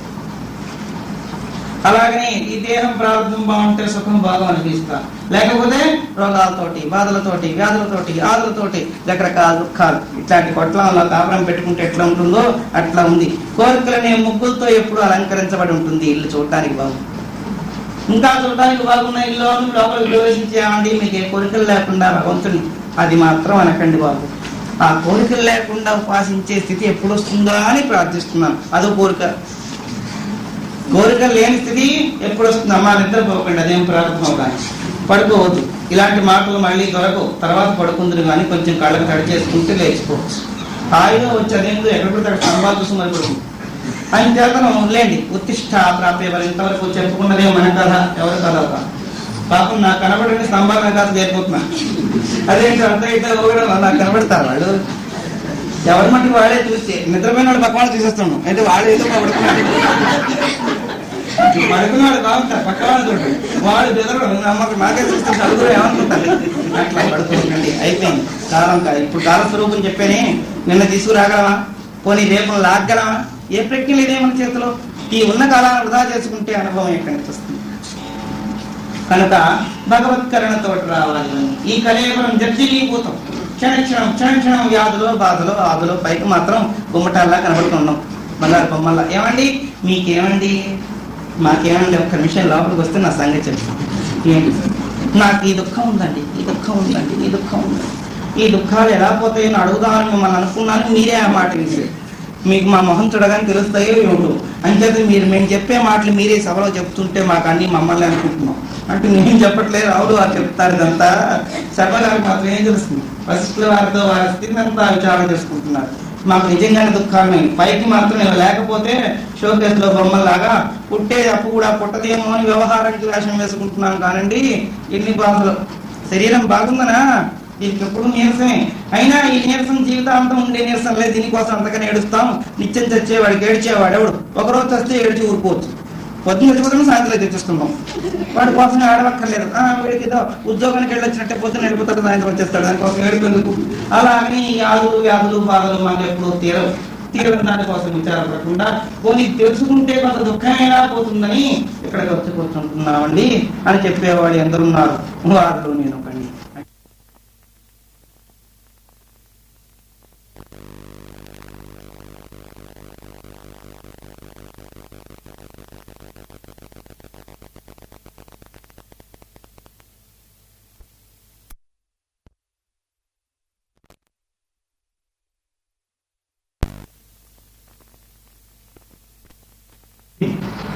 ఈ గూడికి పెద్ద వెన్నువాసం పూర్వం పాకలు ఉండేవి. ఆ పాకలు అంతఃపురాలకు కూడా ఇలాంటివి వాసాలు వేసేవారు. ఇప్పుడంతా స్లాబ్ పడిపోతే ఒక్కసారి అందరూ తెచ్చుకోవచ్చు. వాసం కూడా అడ్డానికి వీలు లేకుండా అట్లా వాసాలు వేసుకునేవారు. ఇళ్ళకి వాసం ఎట్లా ఉండదో ఈ గృహం ఈ దేహం అనే ఇంటికి వెన్నుపూస అట్లాంటిది. అందుకని దాన్ని కాస్త రక్షణ చేసుకోండి. కొంచెం ఎక్సర్సైజ్ చేసి దాన్ని వంచుతూ ఉంటే అది ఫ్లెక్సిబుల్ చేస్తూ ఉండాలి. లేకపోతే వెంటేసి కూర్చోవడమే. ఏమండి స్పైనల్ కార్డ్ చిన్న పిసర్ ఇక్కడేదో అయింది కదా అది కూడా పురాకృత సుకృతమే. మనం ఎంత ఇస్తే అంతే కదా అంతకన్నా ఎక్కువ రాదుగా. ఎవరిని విరిచేసారు నలుగురు కలిసి. ఆ విరిచిన వాళ్ళ ముందు వెనక మధ్య అయిన వాళ్ళ తేడాలను బట్టి ఆయన నొప్పులు బాధలు వస్తుంది. ముందు పెడుకొని తీసిన వాడికి పూర్తిగా పడవే పదికేస్తుండే లేదు. ఆ విరిచిన వాళ్ళకి చేయి సహాయం చేసిన మంగళారతి ఇస్తున్నప్పుడు పక్క వాళ్ళకి చేయి పట్టిస్తుంటారు. తాగిన పుణ్యం వస్తుందని వస్తే చేయి పెట్టి పళ్ళం పట్టుకున్న వాళ్ళకన్నా వాళ్ళ చేయి పట్టుకున్న వాళ్ళు కొంచెం లోసానే కదా. అలా కొంచెం క్రాకి చూరుకుంది పిల్లకి. ఆ తర్వాత వాడికి ఇవ్వలేదు కానీ ఆ పనిలోనే ఉంది తాకేతను. అట్లాంటి స్థితిలో ఈ వెన్నపూసనే దూరంతో నిర్మాణం అయింది దేహం అనే గృహం. ఈ గృహంలో ఇంకా చాలా రకరకాలైనది జీవరాశులు ఉన్నాయన్నారు. మలమూత్రాలనే తాటితో బంధింపబడింది. ఎప్పుడు తింటుండే పెడుతుంది. ఇంట్లో ఉన్నదేమిటి మలమే బలం శరీరమే మలం.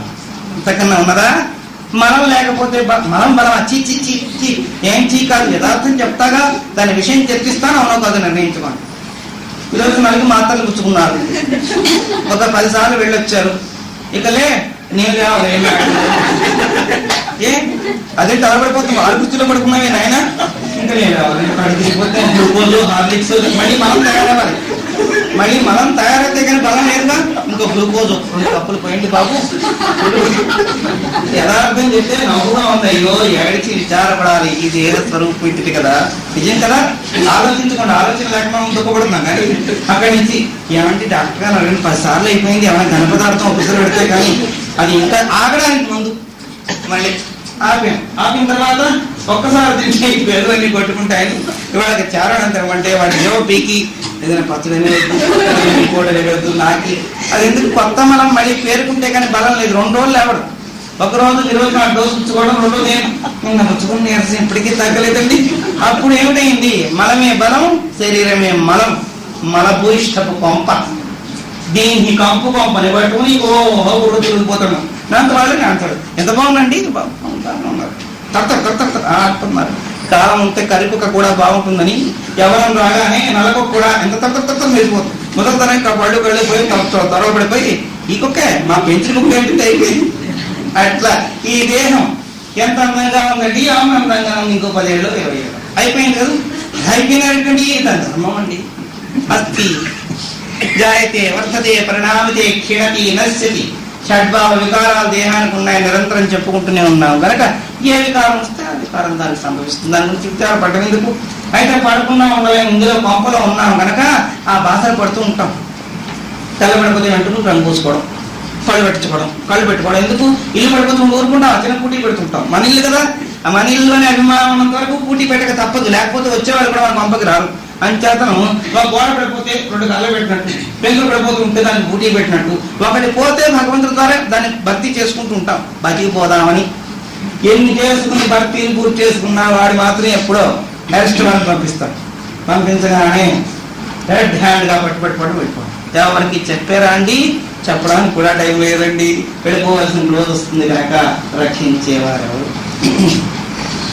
ఈ తాడుతో బంధింపబడి ఉందిట మలమూత్ర తాడు ఈ దేహాన్ని బంధించి. దాంట్లో ఏమిటోనండి, నాకు ఈ శరీరం మీదే జుగుప్సగా ఉందండి, బతకాలం లేదు. బతకాలం లేకపోతే 4 రోజులు ఉపవాసం చేస్తే అదే పోతుంది కదా ప్రాణం అంటే. అలాగనే అనుకుని ఒక రోజులతో ఉపవాసం చేసి కళ్ళు తిరిగి పడిపోతే మా ఇంట్లో వాళ్ళే పోస్తారు బలవంతంగా. వాళ్ళు పోసినప్పుడు నువ్వు ఊరుకోకూడదు వద్దని. లేదండి, ఆ కళ్ళు తిరిగిపోయేటప్పుడు ప్రాణం పోతే ఒక్కసారి పోతే పర్వాలేదు, కానీ ఇలా చిత్రకోశ పడలేక తాగేనండి అంటే బతకాలం ఉన్నట్టేగా. అని చేత బతకాలని ఆశ లేని వాడెవడు, ఆహారం వద్దనే వాడెవడు. అందుకోసమే కదా ఈ తిప్పలు నీ పడుతున్నాం. మహానీయుడైన ఆదిశంకరులు కూడా అంటారు, ఇంతవరకు కూడా నేను పొట్ట పోషించుకుందుకే తిరిగి అనుకుంటున్నాను స్వామి అంటారు శివానందరాలో. నిత్యం సోదర పోషణాయ సకలా వ్యర్థం పర్యటనం కరోమి భవత సేవాం న జానీవో శంభో. నీ సేవ మర్చిపోయినాను, నిన్ను ఆరాధించడం మర్చిపోయినాను. ఊరంతా ఉపన్యాసాలు చెబుదామని వెళ్ళొచ్చాను, అందరూ విన్నవాడు శభాష్ అన్నారు. మళ్ళీ తిరిగి వచ్చి ఏం విన్నారంటే కుక్కతో ఒక వంకర తీసినట్టయింది. సంవత్సరం అయిపోయినా దుర్గాశ్రమ యోగవాదిస్తూ అప్పుడు విన్నారని గుర్తుందా? అమ్మో అంత గుర్తుంటే మీ పక్కనే ఉండవండి, మాకు అంత గుర్తులేదు. అయిపోయింది. మళ్ళీ కుక్కతో కర్ర కట్టారు వెదురు వేసి, కడితే నిటారుగా ఇలా ఉంది. బాగా వంకర తీరిపోయింది కావచ్చని 10 రోజులపై ఇప్పిస్తారు. మళ్ళీ ఇట్లాంటి మనస్సు ఎట్లా స్వాధీనం అవుతుంది? ఎట్లనే నేను చేరుకోవాలి. ప్రసుత స్నాయితం తంత్రి రక్తాంబు కృధాకర్ధమం జరామకులోదనం నేస్తం దేహ గృహం మమ. వ్యాపించున్న నాడులతో కూడుకుంది. ఈ నాడులన్నీ కూడా అడ్డువాసాలు, పక్కవాసాలు ఇవన్నీ వేసున్నారు. అంతేకాదు రక్త మాంసాల అడుసు చేత పూయబడిందిట. దీని గోడలు ఏమిటండి? రక్తం మాంసం మట్టితో పూసుకుంటాం. కర్రలన్నీ పాతి పాకలు చూస్తే తెలుస్తాయి. మన మేడలో ఉన్నాక మనకు తెలియదు. అయితే పాక సంగతి కూడా నాకు తెలుసు, నేను చూశాను. ఈ పాకలు చిన్న పులిపాకలు ఒంటి రాట వేసుకుంటారు పాపం, చుట్టు గుడిసెలు అంటారు. దానికి గోడ పెట్టుకుంది. వాళ్ళ డబ్బేది మనం వడపంప కూర్చి మనం కట్టించుకుంటాం కానీ వాళ్ళకి ఎలా అన్యాయం చేయడానికి కష్టపడితే కానీ కడుపుకే జరగదు. అట్లాంటి వాళ్ళు ఈ రేడియో తుప్పలు అంటారు. తుప్పలన్నీ పాప ముక్కల కింద కొట్టుకుని చుట్టూ పెట్టుకుని మట్టి అంతా తొక్కుని ఇసుగా మట్టి కలిపి అది బాగా పోస్తారు, గోడలాగా తయారు చేస్తారు.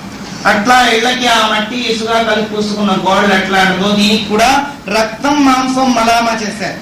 ఈ ఇంటికి ఈ రెండింటితోటి గోడలు ఏర్పాటు చేశారు, అడుసు. అంతేకాకుండా ముసల్తనం అనే సున్నం వేశారు. ఎప్పుడు పోతుందో తెలియదు.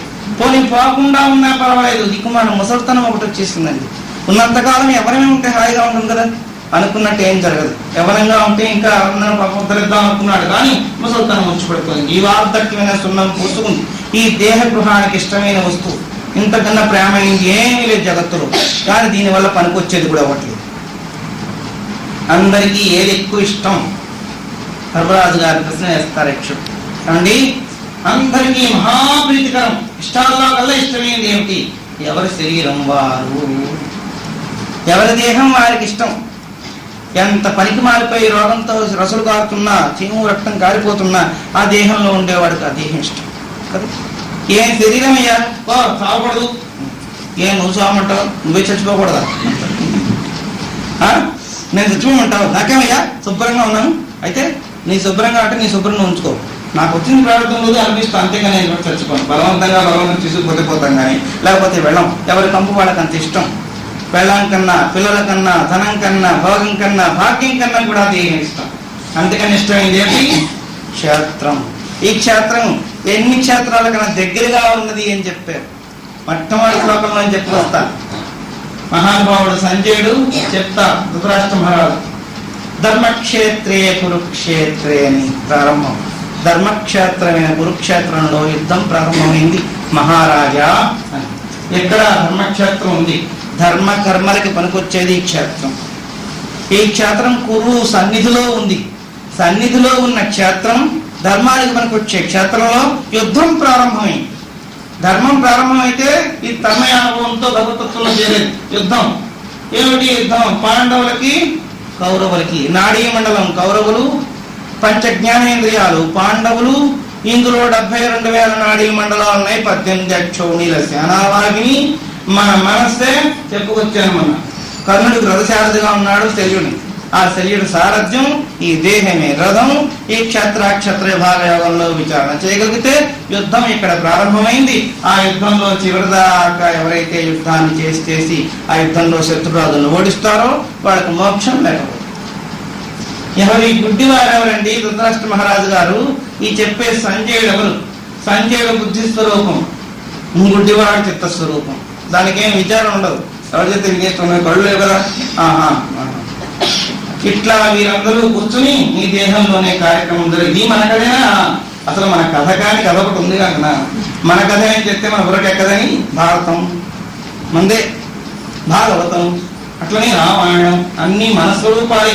ఇట్లా చెప్పుకొచ్చి అనుభవాన్ని కలకలామకం చేస్తున్నారు. ఇట్లా ఉండేటువంటి కొంపలో సుఖం ఎవరికి ఉంది? అన్నిటికన్నా ఇష్టమైన తెలియడం. భార్య కన్నా, బిడ్డ కన్నా, ఇల్లు కన్నా, ధనం కన్నా. ధనం పోయింది ఎట్లా బతుకుతారు? శరీరంలో బలం ఉండాలి కానీ ధనానికి ఏమిటండి? మళ్ళీ సంపాదించుకుంటాం. జ్ఞానం వచ్చింది, కోపం కొంచెం త్యాగం వచ్చింది. ఆ భార్య పోయింది, ఏం చేస్తాం? జవసత్వాలు ఉన్నాయి కదా, ఇంకో భార్య చేసుకుంటాను పోషించడానికి. కొద్ది నష్టపడా అంటే చేసుకుని ఏం చేస్తాం? చేసుకున్న వాళ్ళందరూ అమ్మ ఎవరికి వాడితే చేస్తాం.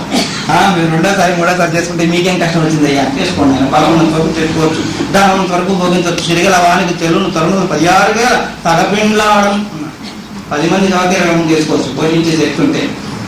వాళ్ళని ఆనందపరుస్తారు లేదా మాకు అనవసరం, పోషిస్తూ ఉంటారు. ఇట్లా దేహం ఉంది కనుక చేసుకున్నామండి అంతే. వాళ్ళు కూడా పోయి ఏం చేస్తారు? పొద్దు పని అయితే నేను లేను. అయితే వాళ్ళకన్నా కూడా ఇష్టమేక. కొడుకులు 10 మంది ఉన్నారు, వాళ్ళందరూ చేస్తారనుకున్నాను.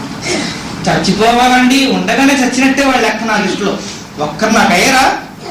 అందరూ వాడు ఉన్నా లేకపోయినా ఒకటే. వాడు ఎప్పుడైతే వేరే వెళ్ళిపోయారో అప్పుడే నువ్వు దగ్గర స్నానం చేసి చచ్చిపోయింది. వాడికి పనికి రాకపోతే వెంటనే స్నానమే. వాడికి అనుకూలంగా ఉంటేనే అన్ని గొప్ప. మా అబ్బాయి అండి వీళ్ళంతా, మా కోళ్ళండి వీళ్ళంత బాగా చేస్తారు. అందరూ వెళ్ళిపోయిన తర్వాత ఏందయ్యా బాగా చేస్తాను మన గోతులు దింపడానికి నీకు మాకు సంబంధం ఎక్కడ ఉంటారు. ఆ మన్నాడే పడతారు రోడ్డు మీద ఎక్కడో చిచ్చి నిమస్థానం చేస్తాను మీరు వెళ్ళిపోగానే అంతమంది చచ్చిపోయారని. వాడు బతుకున్నారు మన కాబట్టి చచ్చిపోలేదులేండి, వేరైపోయారు అని చేస్తున్నాడు. వాడు బతికి ఉండగానే మనకి పనికి రాకపోతే వాడితో ద్వేషం. ఎన్ని రకాల ద్వేషాలు! కొడుకులతో ద్వేషం, పుత్రులతో ద్వేషం, కోడలతో ద్వేషం, ధనం పోతే ద్వేషం, ధనం వస్తే ద్వేషం. ఇన్ని ద్వేషాలు ఉన్నాయి. అంతకన్నా ఎక్కువ దుఃఖాలు దీంట్లో ఉన్నాయి. దీంతో ద్వేషం పడ్డాం. ఇన్ని ద్వేషాలు పైన పడతారు. ఏమి రోజు రోగమే సుఖం ఉందా పాడా దిక్కుమాల శరీరం పో అని ఏనూతలు పడికూడదు. పోనండి ఇవాళ రేపేం తగ్గుతున్నాము ఉపశాంతి మాటలు. ఊరికే తుమ్ములు చూసుకు తుమ్మి చచ్చిపోతున్నాం బాబు, ముక్క అది నువ్వు చచ్చిపో అవతలు కలపడదు. ఏ రుమాలు తెచ్చుకుంటా నిద్రించుకుంటా నీకే అని ఎంత బాధైనా అది అంత ఇష్టం. అలా వేలు ఇప్పుడు తెస్తున్నావు కదా ఏమాత్రం వేసుకోకూడదు. లేకపోతే ఆ కంపు భరించలేకపోతున్నాను నాయనో ముసలి కంపు వీళ్ళకి చావకూడదు. ఏ నా శరీరం నీ కంపు కొట్టిందా? నీ శరీరం రేపు పొద్దున అట్లా అవ్వదు, మీ నాన్న శరీరం అవ్వదు, మీ అమ్మమ్మ శరీరం అవ్వదు, మీ ఇంక తిట్లు. ఏమి తన శరీర వ్యామోహం, రోగం రాని, ఆదులు రాని, బాధలు రాని, ఇంకా బాధలు చెప్తారు చిత్రగుప్తుల్లా. నాకు ఇవి ఉన్నాయండి అవి ఉన్నాయండి బారిపోయిందా? బిడ్డలు పోయారా? వేరైపోయి ద్రవ్యం అంతా పట్టుకుపోయారా? పోషించడానికి మాత్రం వాళ్ళకి పెత్తనం లేక నా డబ్బు దోచుకోవడానికి వాడుకుందండి. నాకు వాటా వేస్తారు, కోర్టులో పెట్టేశారు, చచ్చినట్టు ఇచ్చేసాను. దాచి తుదకు దొంగలకవును దొరలకవును ఊర్లో వాళ్ళకి ఇవ్వడానికి ఇష్టపడదు. వాళ్ళకి పిలిచి జుట్టు పట్టుకుని ఆకపోతారు. శత్రువులే మిత్ర రూపంలో వస్తారు, వాళ్ళే పుత్రులు తీసుకుపోతారు. చదవకుండా దాచివ్వకపోతే కూడా గురగురలాడుతుంది. వాడు తన్ని ఎడతని వాళ్ళ కోసమే పెడతానండి. పిలిస్తే వీధిలో కూర్చోబెడితే ఏడుస్తున్నావు కదా, పోయి దానం ధర్మం ప్రేమ సమాజం. నాకు ప్రేమ ఉన్నా లేకపోయినా వాళ్ళే కదండి, ఇదంతా వాళ్ళు తనిగా అక్కడే ఇస్తారు. పోనీ అంత అయిపోయింది, నీ దేహేంద్రియాలకు నీ సుఖం లేదు, ఇలాంటప్పుడు ఎందుకు ఉంచుతా? సముద్రం దగ్గరగా అందుకోకూడదు.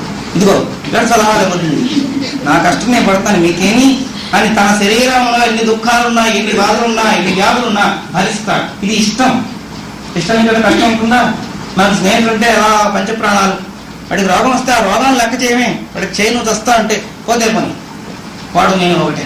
ఇష్టం లేదు కదా, వాడు ఆరోగ్యవంతంగా ఉన్నవాడు పక్క మనం వెళ్ళాం. అంచేత అన్నిటికన్నా ఇష్టమైంది ఎవరి దేహం వారికి. అదే ధర్మానికి వస్తుంది కానీ ప్రతి మా వాడికి పనికిరాదు. కనుక ఈ దేహం వచ్చింది, దీనివల్ల సుఖమేమి చెప్పాను నిన్నే. ఆ అస్థిరుడు ఇందులో ఉండేవాడు, వాడికి స్థిరత్వమా కూడా ఏదో వచ్చింది అక్కడ. ఏం ప్రమాదం లేదు, దానికి కరవదు, కాటేది వెళ్ళిపోతుంది. అయితే పాపం భయం చేత వెళ్ళిపోతుంది. అస్థిరుడు మనస్సు మారండి, వారికి పెళ్ళని చెప్పల, దాని తెలియదు ఆశ. ఆ మేడం అంతా ఒకలాంటి వాళ్ళే, ఇక సంసారంలో సుఖమే కలిసి వస్తుంది. చెప్పల చేతిరాయి మనం ఎప్పుడు ఇంట్లో ఉండదు, గురువుగా వంట చేయదు, వలకాడు చేయదు. పోనీ వంట వలకాడు చేయకుండా ఉంటుందా అంటే ఊర్లోకి పోతాం. అయ్యో వస్తే శాంతి శాంతి శాంతి. చెప్పల కొడుకు దగ్గర పోతుంది, ఈయనకేం వండి పెట్టదు. ఎందుకంటే జ్ఞానేంద్రియాలన్నింటిలో అనుభవాలు ఆనందం పొందుతూ ఉంటుంది. పోనీ ఆమె పోతే పోయిందని ఆశయం చేసుకున్నాడు, దీనికి మిగడానికి రోజంతా సరిపోదు, ఇదేం వంట చేసి పెడుతుంది, ఒకరికి పెట్టేది కాదు. ఇలా తెస్తావా? ఏమి నేను పెళ్లి చేసుకున్నాం కదా, ఏమేమి చేసి పెడతావు, ఎందుకు అలా కూర్చున్నావు? నువ్వు ఎందుకు కాడే తెస్తావు, నేను కూర్చుంటే నేను వండుతా అనుకున్నావు. నేను రెండో పెళ్ళాన్ని, మొదటి పెళ్ళాన్ని నేను చాకరీ చేయడానికి నేను చేయను. మొదటి పెళ్ళానికి చాకరీ సేవ, వాడికి అన్ని చేసి పెట్టడానికి. రెండో పెళ్ళం వాడిని ఎత్తి మీద కూర్చుంది, ముద్దు కదా పాపం మొదటి పెళ్ళం, అదేం చేయరు. చేసి సరిగ్గా చేసే వాళ్ళు చూసి ఆలోచిస్తుంది కూడా. లేకపోతే ఆవిడ ఉంది కదా, చెప్పల చేత చేయించుకో. నువ్వెందుకు వచ్చావు? ఇద్దరిని గన్నానుగా. జ్వాలాముకుడు ఒకడు నిందావృత్తి, రెండో వాడు జ్వాలాముకుడు క్రోధం. నిందావృత్తి ఎవరు చెప్పాను? లోభి. ది వరస్టెస్ట్ అని సూపర్లేటివ్ డిగ్రీ వినియోగించారు స్వామివారు. లోభి వాడు. నిందావృత్తి అని పేరు చూపెట్టారంటే అందరూ తిడతారు. ఓ ఉంది, ఏం కట్టుపోతారు కదా, ముందు ముష్టివాడు కూడా తిట్టలే. పాకెట్లోకి వచ్చి ధనవంతం చూస్తే వాడికి ఎంత ఆహ్లాదం చూడు. లక్షల మంది ఎందుకు సాధనానికి ముష్టి పెట్టు, పట్టుపోతుంది కదా ఎంత. నీకు చెప్పారా? పెట్టకపోతే బాగుపడుతూ వాడు కూడు తిట్టి వీడు చూసి ఏమయ్యా, అబ్బో పౌరుషానికి ఏం తక్కువ లేదు, ఆ డబ్బాలా చేసిందే నిన్ను, అంతా నిందే. అందుకని వాడి పేరు నిందావృత్తి. ఎక్కడ తెచ్చినా ద్రవ్యం చేకూరిందంటే వాడికి నింద లేకుండా ఏ ధనికుడు లేడు, పొమ్మలాడేదో నింద వేస్తారు. ఏదో అపనిందలతో కొడుకుని ఉంటుంది ద్రవ్యం. ఈ మధ్య నుండి అలా మీరు ఆడిపోతున్నాడు. అంతకుముందా వాళ్ళ సంగతి మీకు తెలియదు. వాడికి పక్కనే ఉండేవాడు, మూసలు అమ్ముకునేవాడు. ఆ పక్కనే వీళ్ళ సంగత పులిపలు అమ్ముకునేవాడు, వాళ్ళ సంగత అని.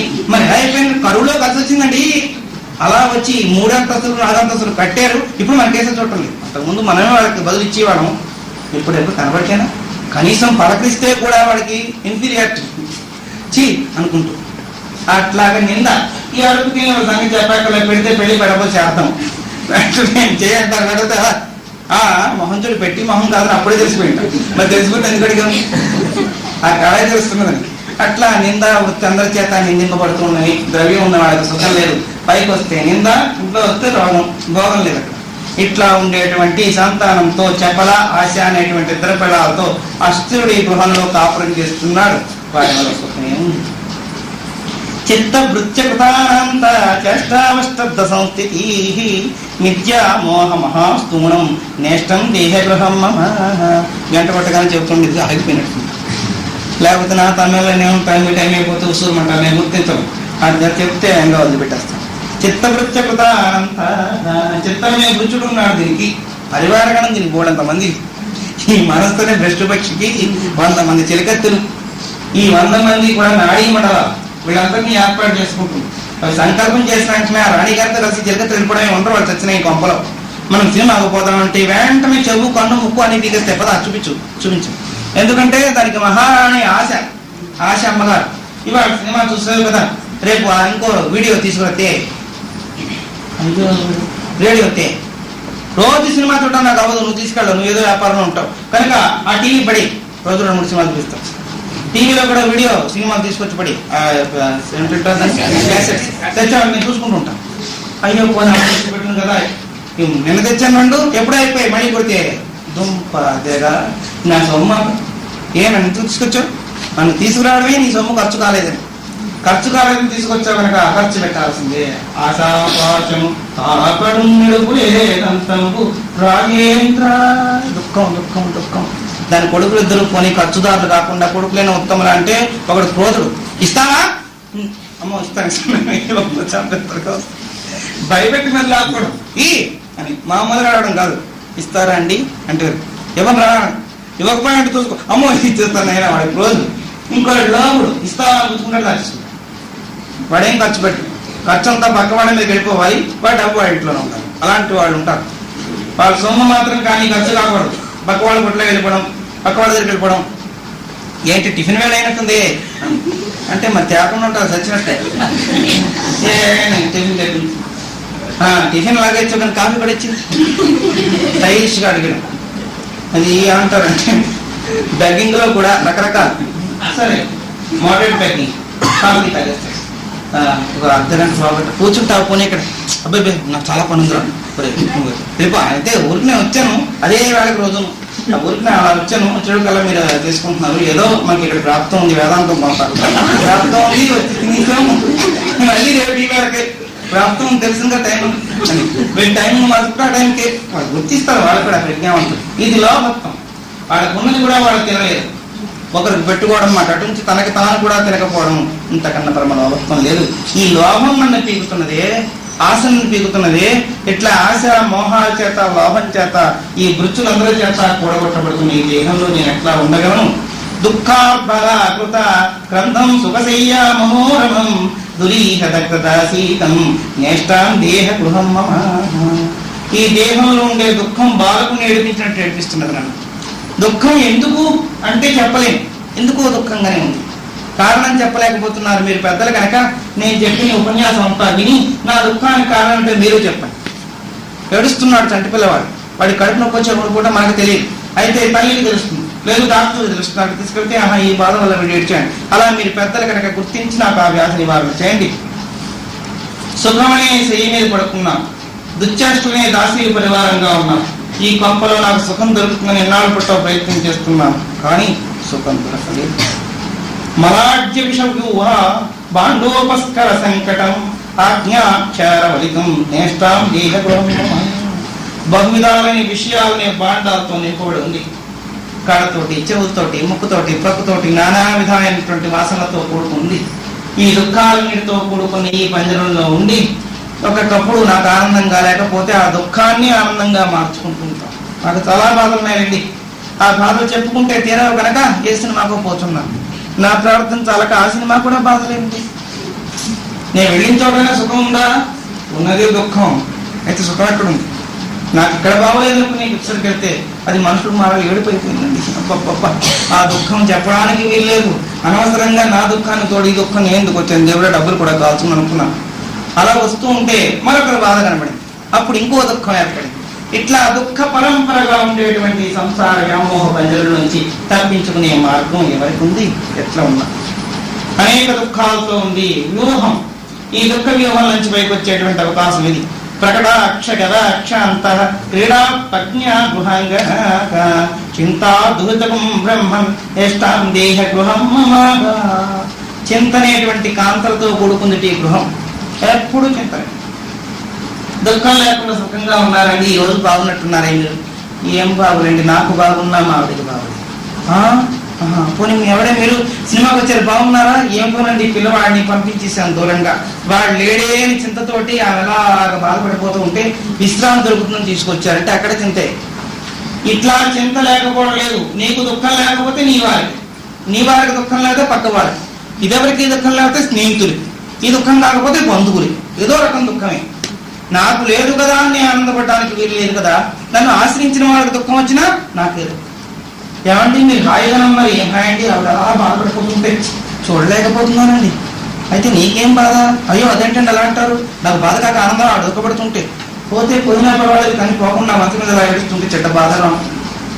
పోనీ ఆవిడ కులాసనం ఇద్దరు బాగున్నాక మా పిల్లలకి నుంచి కట్టుకోపోయి ఎన్నో కూడా తిప్పాం, వాడు బాగుండండి, వాడు బాగుంటే నేను బాగుంటానండి. అయితే వాడికి నీకు సంబంధం. ఇలాంటి ముళ్ళు పెట్టుకుని ఏడ్చే జీవుడికి సుఖం ఎక్కడ ఉన్నది? ఎవరికి ఎవరు ఎంతవరకు సంబంధం? వాడు బాగోకపోతే నేను బాగోలేదన్న వాడు నిద్రలో పోయి హాయిగా ఉంటాడు గుర్తుపెట్టి. ఏమండి ఇప్పుడు ఎవరు బాగుపడడానికి ఇంత కమ్మగా పడుకున్నారు? అదేమిటండి తెలియని స్థానంలో అలా పడుకుంటున్నాను, కానీ తెలుగు వచ్చింది నుంచి ఒకటే ఏడుపండి. అంటే దుఃఖ పంజరంలో ఉన్నంత వరకు దుఃఖం తప్పిస్తే మనకు వస్తుందా? మనకి సెలవిచ్చినట్టు దీని తేళ్లు జరులు పావులు ఉన్న బుట్టలో కూర్చుని ఫస్ట్గా ఉంది క్వశ్చన్ సీట్ అని, అది పుట్టకన పొడిస్తే లేస్తాం. అబ్బా ఎంత బాగున్నదో, ఎంత బాగా పొడుస్తుంటుంది. పైకి చెప్పుకోకపోతే తప్పదు. బాగున్నాం అనుకుంటున్నాం కానీ దుఃఖంతో కూడుకున్నాం. ఈ దుఃఖం నుంచి ఎట్లా పైకి రావాలో చెప్పండి. అదే కాకుండా జానువులనే స్తంభాలతోటి, వెన్నుపూసనే దూలంతో ఈ మలమూత్ర భాండం అంతా కూడా నిర్మాణమైంది. ఈ భాండంలో సుఖాన్ని పొందిన వాడు లేరు. ఒకవేళ సుఖాన్ని పొందితే తన్ను తాను తెలుసుకున్నవాడై ఉన్నవాడు సుఖాన్ని పొందాలి. ఆ సుఖం కూడా దుఃఖాన్ని తోసుకుని సుఖాన్ని పొందాలే కానీ దుఃఖం లేనిది లేదు. బ్రహ్మజ్ఞానులైన వారికి కూడా ఈ దుఃఖం దోషం కలిగే ఉంది. అయితే ఆ దుఃఖ దోషాలు వారు విమర్శించి విడిచిపెడుతున్నారు కనుక ఆనందంగా ఉంటున్నారు. విమర్శించి విడిచిపెట్టే స్థితి మాకు లేదు కనుక దుఃఖం కలుగుతుంది. కనుక ఎట్లా దీన్ని దాటిపోవాలో చెప్పండి. ఇట్లా ఉండేటువంటి దుఃఖం నుంచి నివృత్తి మార్గం చూపిస్తారని ప్రార్థిస్తున్నాను. సర్వాంగ కుట్య సంఘాత ఘనరోమాయవంకురా సంశూన్య పేట వివరం నేస్తం దేహ గృహం మమ. ఇంతసేపు దీంట్లో క్రీడలతోటి, ఆసక్తితోటి, వాంఛలతోటి, ఇంకా పడుకున్న తర్వాత కూడా ఆ వాంఛలు తిరగపోవడం చేత ప్రలాపించడంతో బతుకుతున్నాం. పడుకుని కూడా పరవలిస్తుంటాం. మీరు రానంటారా? అదేంటా పడుకుని నిద్రపోతూ పరవలిస్తున్నాను. నిత్యం చేసిన పనులన్నీ వల్ల వేసుకుంటుంటాడు. వేదాంత విచారణ ఏం వల్ల వేసుకోరు. ఇదేం విచారణకు వచ్చిందంటే ఇంకేం స్వప్నావతలో కూడా అయిపోయాడంటే జ్ఞానం అయిపోయినట్టు కదా. ఓ మరి ఏం చేస్తుంటాడు. లేపడం, ఎందుకలా పైకి లేచిన తర్వాత కూడా ఎందుకలా ఏడుస్తున్నావు? అమ్మో ఏం చేయమన్నావు, నేను నా భార్య పిల్లలు అందరూ చచ్చిపోయి కొట్టుకుపోతుంటే దుఃఖంగా, అసలు నీకు పెళ్ళేది? నిజమేనమ్మా, నీకు అంతమటు మీ సృహ లేకుండా నీకు పెళ్ళలేదు, పెళ్ళం పిల్లలు అక్కడ చచ్చిపోయారు అంటే స్వప్నావస్థలో ఆలోచించుకుని ఆడవడం. ఇట్లాంటి దుఃఖాలతో ఉండేదంట సుఖం ఎక్కడుందప్ప. ఎంత విచారం చేస్తున్నారు రాత్రులు. బహిర్గతంగా సుఖం మాట నటించండి, అంతర్గతంగా పోయిన తర్వాత కూడా ఇంద్రియాలు నడిపిస్తూ ఉంటాయి. నిన్నే చెప్పాను, అస్థిరుడనే వాడు తన కొడుకునేటువంటి జ్ఞానేంద్రియాల దగ్గరికి వెళ్ళి ఆయా అనుభవాలు దేహంతో జీవస్థితిలో ఉన్నవాడు ఈ ప్రాకృత జగత్తునంతా చూస్తున్నప్పుడు వ్యామోహ పంజరంలో చిక్కి దుఃఖపడడం, సంతోషపడడం ఉంది జాగ్రత్త అవస్థలో. అది వాడికి చాలలేదు. పొద్దు కొన్ని వస్తువులు దొంగిలించి మరి పట్టుకుపోయినాడు. అదేమిటంటే స్వప్నము అన్న. ఇంద్రియాలతో ఇంద్రియార్థాలతో పెనవేయబడి లౌకిక ప్రకృతిలో అనుభవించేటువంటి స్థితిని అనుభవించి కూడా విడిచిపెట్టలేని మమకారంతో లోపలికి పట్టుకెళ్తే వచ్చే స్వప్నంలో ఏడుస్తాడు, నవ్వుతాడు, రకరకాల భావాలు ప్రకటిస్తాడు, కింద పడిపోతూ ఉంటాడు. ఏమంటే దుఃఖం వచ్చిందంటాడు. కలలోకన్న గజంబు మేల్కొన్న కనపట్టునే వారుకి. సీతారామాంజనేయ సంవాదంలో విశేషాంశం చెప్పారు. కళలో ఉన్నది ఎలలో ఉంటే సత్యమైతే జగత్తు సత్యమే కాదు, కళలో జిలకి రాదు. అయితే ఎంత ఏడ్చిన తర్వాత వాళ్ళమ్మ నాన్న వాడొచ్చి ఊరుకోబెట్టి ఎందుకు ఏడుస్తున్నాం అంటే కారణం ఇది పెళ్ళాం పిల్లలు. వీడికి అసలు పెళ్ళేది. పెళ్లి లేని వాడు భార్య బిడ్డలను తలుచుకుని ఏడ్చినట్టుగా దుఃఖం లేని నీవు దుఃఖం దిక్కుతుందని ఏడుస్తున్నావు. మన ఆనంద స్వరూపం ఏమిటి కూడా దుఃఖాన్ని పైపోతగా కోసం విచారపడుతున్నాం. ఆ దుఃఖం పోవాలంటే ఏం చేయాలి? మనకి హేమరథోపాఖ్యానంలో విశేష విచారం అంతా చేస్తున్నాం. ఏం చేయాలంటే దుఃఖం పోవాలంటే అప్పుడు సత్య అనే ఆమె అసత్తో మాటలు మానేసింది. అసత్ అంటే ఎవరో చెప్పాను, అవిద్య మాటలు మానేసింది. అంతేకాకుండా ఈ మనవులు ఉన్నారు జ్ఞానేంద్రియాలు, వాళ్ళందరినీ గట్టిగా బంధించి ఏలో పడేసింది. వీళ్ళ వల్లనే ఇన్ని ప్రమాదాలు వస్తున్నాయి. ఎప్పుడైతే మనవల్ని బంధించాడో కొడుకు భయం పుట్టింది. అమ్మో నా కొడుకుల్ని బంధించింది మా అమ్మ, నన్నేం చేస్తుందో అని ఆ మనస్సు చెప్పలా ఆశతో సహా అంతర్ధనం అయిపోయినాడు, పట్టుకుంటుంది. అట్లా అందరూ పోగానే వివేకుడితో వివాహం చేసుకుని అమ్మవారు జ్ఞాన విచారణ అనుభవం అంతఃపురంలో ప్రవేశించిందని చెప్పుకున్నాం. ఇప్పుడు మనకు దుఃఖ నివృత్తి బ్రహ్మాండ ప్రాప్తి కావాలంటే ఏం చేయాలి? వివేకుడితో వివాహం చేసుకోవాలి, వివేకుడితో కలయిక కావాలి. ప్రవేశే నిర్గమగ్రామ వాకవే తమనారతం వివతాక్షగవాక్షం తన్నేక్షం దేహగృహం మమ. ఈ శరీర గృహానికి నిరంతరం ఉశ్వాస నిశ్వాసాల వేగం చేత చేరుస్తున్నది. ఇంద్రియాలనే గుర్రాలు పగ్గాలు లేకుండా పరిగెత్తుతున్నాయి. ఇట్లాంటి దాంట్లో ఎట్లా ఉండాలి? మీరు కూడా బ్రహ్మమైపోయారు అని. అంచేతన ఈ శరీర గ్రహం నిరంతరం కూడా గుర్రాల పరుగులు. ఆ పరుగులు అంతా ఉంది. నాకేం పరిగెత్తండి, మనసులో నిలబడిపోతుంది. పోనీ మంచి వస్తువు చూస్తున్నప్పుడు, నీకు ఇష్టమైన వస్తువు చూస్తున్నప్పుడే నిలబడితే అది గొప్పదే. ఇది కూడా కాదు. మనకి ఎంతో ఇష్టం ఆ భార్యను చూస్తూ కూర్చున్నాడు ధనుర్దాసు గారు లాగా గొడుగు పట్టుకు ఊరేగడం, భార్య చుట్టూ ప్రదక్షిణ చేయడం, భార్య కాడు పిలుతూ ఉన్నాం, ఊళ్ళో ఊరేగిస్తున్నాం. ఎంత నేర్చినా ఎంత తెలిసినా ఎంత వారలైనా కాంతదాసులే ఎంత నేర్చినా రామా. అలా అన్నాను. మీరంతా కాలండి, జ్ఞానం అయిపోయారు కనుక మీకు ఆ బాధ లేదు. లేని వాళ్ళ సంగతి అట్లా అక్కడక్కడ ప్రదక్షిణాలు చేస్తూ ఉంటారే. నీకు ఇష్టమైన వస్తువుగా అది చూస్తున్నప్పుడు ఏమండి నాకే చూసి ఏమో ఆలోచిస్తున్నా అడగండి. అదే ఒక అకౌంట్ దాంట్లో దగ్గర నన్ను చూస్తున్నప్పుడు కూడా నీకు అకౌంట్ అంటే కళ్ళు చూస్తేనే మన చూడలో ఊరికి కళ్ళకి మనసుకి సంబంధం లేదు. అది ఇంద్రియంతో కలిస్తే ఇంద్రియార్థాలతో అనుభవానికి వెళ్ళిపోతుంది. నన్నే చూస్తున్నాను, నేను అంతా మురిసిపోయాను, ఇంకా దగ్గర మీరు చూస్తున్న చూపాలని నిలబడిపోయింది. నిలబడిపోతే ఎక్కడికి పోయారా అని అడిగాను. మనిషి ఇక్కడే ఉన్నాడు, వాడు ఎక్కడికో వెళ్ళాడు. అలాగే అయితే ఆ అందాలంతా చూసుకుంటూ మురిపంతో కూర్చున్న ఆయనే ఇంకొకప్పుడు ఏదో తనలో తను కొనుక్కుంటుంటాడు. ఏంటండి ఆ విషయం కాదు. ఇప్పుడు తాటికాయలు వచ్చి ఇప్పుడు దిగే కొత్తగాను ఇంతకుముందు ఏ దేశంలోకి వెళ్ళారు అంటే ఊహించడానికి వీళ్ళని భావాలతో సంపుటైంది మనసు. అందమైన వస్తువు, ఇష్టమైన వస్తువు, తనకెంతో ప్రీతికరమైన వస్తువు దగ్గర ఉండి కూడా ఇతర వస్తువుల దగ్గరికి పోతూ ఉంటుంది. అట్లాంటి జర్జరమైన దీన్ని పట్టుకోవడం ఎట్లా? ఉశ్వాస నిశ్వాసాల వేగాన్నైనా గమనించవచ్చు, కానీ మనసు తాలూకు వేగం దుష్కరం, మద్యం తిప్పుతారు గీతలు. వాయువునైనా మూట కడితే కట్టవచ్చును, కానీ మనస్సును కట్టలేదు. సీతారామాంజనంలో కూడా సీతాభగవతి చెప్పింది. అలయగ సత్తవ నిధుల నావలికి వలికొక్క రీతిగా కలయగ నీడవచ్చు, అహమున్ కబళింపగవచ్చు, కరంబుల నచ్చన గుండ్లుగా గిరులం ఆడవచ్చు, కానీ అమనస్కరాది యోగము సిద్ధించదేరి. కులపర్వతాన్ని గచ్చపిక్కల్లా చేతిలో పెట్టుకుని ఆడితే ఆడవచ్చును, ఆకాశాన్ని మింగేస్తే మింగివచ్చును. అన్నిటికన్నా గొప్పది సప్త సముద్రాన్ని అవతలకి ఇటు కూడా ఎదగలిగితే ఎదగలగవచ్చు, కానీ అమనస్కం రాదు వచ్చినట్లుగా వేషం వేసుకు తిరగడమే సరిపోతుందిగా. మీరు అమనస్కయోగం అవునండి. అమనస్కయోగం అనేటప్పటికే అమనస్కంలో ఉండే స్థితి మనకు గుర్తింపు అవుతుంది. బహిర్గత వేషం వల్ల అమనస్క అనుభవం రాదు. నిరంతర చిరతర అభ్యాసం చేత వస్తుందంటున్నారు రామచంద్ర ప్రభు. ఇన్ని దోషాన్ని పైన లోపల పెట్టుకుని పైకి మాత్రం పూత పూసు తిరుగుతున్న మన లాంటి వాళ్ళకి ఆనందం ఎక్కడ దొరుకుతుంది? జిహ్వా మక్కటిక ఆక్రాంత వదనద్వార భీషణం దృష్టాంతంత అస్థి శకలం నేత్రం దేహ గృహం మమ. ఈ శరీర మందిరంలో ప్రవేశ ద్వారం ఒకటి ఉంది, పెద్ద సింహద్వారం ఈ శరీరానికి. ఏమిటి? నోరు, జిహ్వా.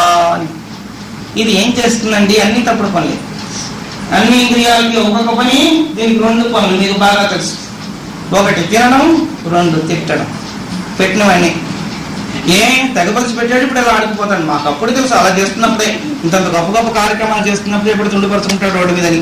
ఎందుకంటే పరుచుకొని చేసిన వాళ్ళందరూ అట్లా పరుచుకున్నారు కదా. అజి మహారాజు, రఘు మహారాజు వాళ్ళందరూ మట్టి ముద్దలతో నీళ్లు తాగారు. తాగిన వాడు కీర్తికాములు. మనకు అంచేతనే జిహ్వ ఉంది, ప్రవేశ ద్వారం. వీరికి అన్ని పనులు చెల్లిస్తున్నాయి. రోజుకి 33 సార్లు పనులు చెల్లించాలి. చెల్లించకపోతే అది ఊరుకోదు. పొద్దున్న లేవగానే ఒకటి, తర్వాత ఒకటి, తర్వాత ఒకటి. దానికి ఎప్పుడు ఆకలిన్నా లేకపోయినా తినేస్తూనే ఉంటుంది. పొట్ట వద్దంటుంది, నోరు తెమ్మంటుంది. పొట్ట బరువు మొయ్యలేని తల్లి నువ్వు అలా పడేస్తున్నావు, ఎక్కడెక్కడ సరుకులు తీసుకొచ్చి నీకు నమస్కారం చెబుతున్నా కర్మయ్యి, నువ్వు చేయాల్సిన పని చేయి, నాతో నువ్వు మాట్లాడు, నీకు హక్కునే ఉంది అని చెప్పి, అమ్మ తినకే రొట్టెలు 2 తిన్నా, ఇంకో 3 తిన్నా, అని 3 తిని మళ్ళీ దొరుకుతాయా? మనలో ఎప్పుడు చేసుకుంటావా? ఈ పెళ్లికి వచ్చినప్పుడు తిని తర్వాత మంచి తర్వాత ఎడుతుంది చెప్తే నా మాట వినవు కదా. అంచేతను నాలుక దీనికి స్నేహితురాలు కోతిట. అది ఎప్పుడు ఒకటి తీసుకుంది. కోతులు తాలూకు వ్యవహారం మీకు జాగ్రత్తలు తెలుస్తుంది. 4 పళ్ళు పెడితే ఒక పండే పూర్తిగా తెలియదు. సగతి బయట ఇప్పుడు తినదు, సగతి దానికి అదే ఉండడంతో మరి ఆ 4 తినేస్తే కానీ లేదు.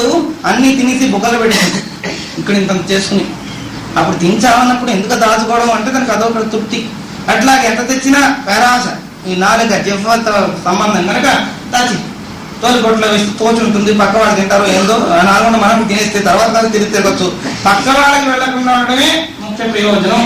అనుకుని నాలుకనే పోతుంది, తీసుకురా తీసుకురా అని తినేస్తూ ఉంటుంది. ఏకాంతంలో ఉంటుంది ఆమె, ఎప్పుడు ఏకాంతంలో ఉండే తినేస్తుంది. ఎవరు కనపడదుగా? కనపడుతుందా?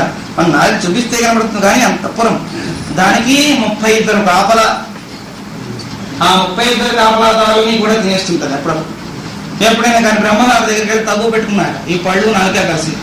ఇదేంటంటే అస్తమాటికి తినేస్తుంది, ఇది కష్టపడి నవ్వలేదు మేము, ఇది గుట్టకాయ స్వాహాన్ని మింగడం, దీనికి పెత్తనం ఎక్కువైపోయింది మా మీద, ఎప్పుడొకప్పుడు దీన్ని మా మధ్యలోకి వచ్చినప్పుడు కటక్కని కాటేసిస్తాం మీరు అనుగ్రహిస్తే అని. అంటే బ్రహ్మగారు సరే మీకు పడిపోతే ఏం చేస్తాను, ఏమే నాలుక నువ్వేం చేస్తావు, శక్తి లేనివి బలహీనరాలవి మెత్తగా పలచగా ఉండదని 30 మందితో తగువైందికే నీకు అంటే ఏం మాట్లాడలేదు. నేనేం తగ్గు పెట్టుకోలేదు, వాళ్ళు తింటే మాత్రం నేను మింగొద్దా, కష్టపడి నేను మింగట్లేదు, అది వాళ్ళకి తెలియట్లేదు అంది. అయితే ఇప్పుడు వాళ్ళు కట్టుకుని కాటేస్తారు అంటున్నావు, ఆ కాటుకు భరించగలవా? వాళ్ళు కాటేసేదాకా అక్కర్లేదు, వాళ్ళే అవతల నెట్టిగలంది. ఎలా నెడతావు అన్నా?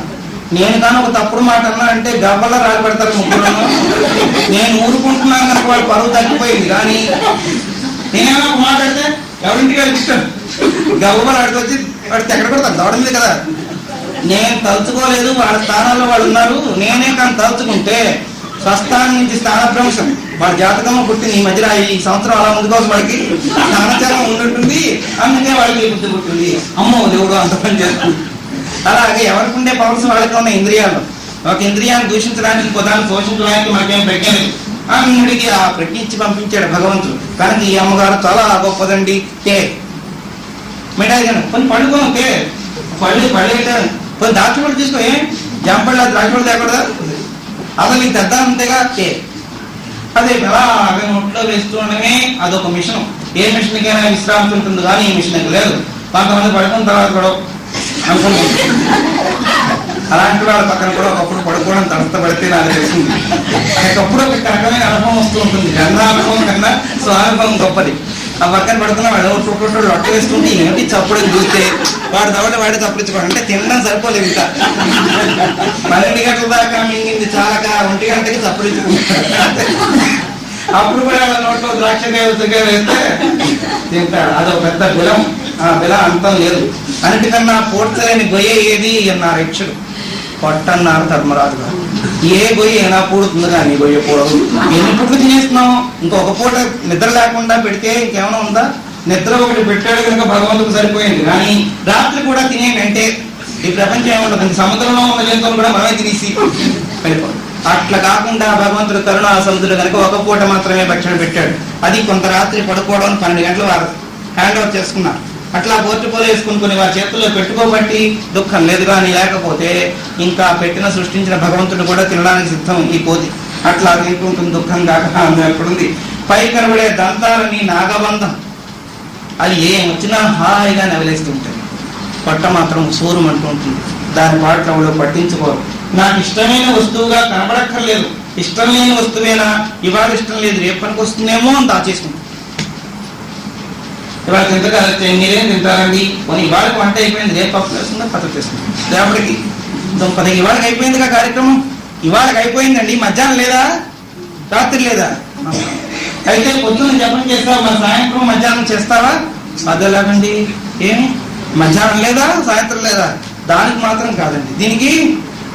అట్లా లోకంలో ఉండే సమస్త చరాచరి మీరు కాదు, మీరు కాదు, జగత్తులో ఉండే అందరి స్వరూపాన్ని ఇక్కడ రామచంద్రుడు చెప్తున్నారు, నీకే కాదు. అట్లా ఈ యంత్రంలోంచి దుఃఖం కాక ఆనందం ఎక్కడుంది? కనుక ఇన్ని దుఃఖాలతో కూడుకుని దేహ ధర్మాన్ని విచారణ చేస్తూ ఇందులో దాటే ప్రజ్ఞ నాకెమ్మని చెప్పి వశిష్ఠ మహర్షి విశ్వామిత్రుడు ప్రార్థిస్తున్నారు. రాముడు ఆ ప్రార్థనని వారేం చెప్తారు, ఇంకా విషయం చెప్తారు రామచంద్ర ప్రభు. ఆ విశేషాంశాన్ని ప్రతిపాదన చేసుకుని అనుభవానంద స్వరూపులై ఉందరు కాక. ఓం తత్సత్ బ్రహ్మాత్మ. సాయంత్రం 6 నుంచి 8 వరకు పేపర్లు మీకు పంచే ఉంటారు. ఆ పంచిన వాళ్ళు అక్కడ పేపర్లు ఉన్నాయి, కొన్ని మిగిలిపోయినాయి, నేను బుక్లో తీసిస్తే వేసుకుని 6:30 8 వరకు భాగవతంలో ఉండే సప్తమ స్కంధంలో ప్రారాధోపాఖ్యానం జరుగుతుంది. ఆ ఉపాఖ్యానంలో అందరూ భాగస్వాములు ఆనందిస్తూ ప్రజలుగా అంబ పరమేశ్వరి అఖిలాండేశ్వరి, అంబా పరమేశ్వరి అఖిలాండేశ్వరి, ఆది పరాశక్తి పాలయమా, ఆది పరాశక్తి పాలయమా.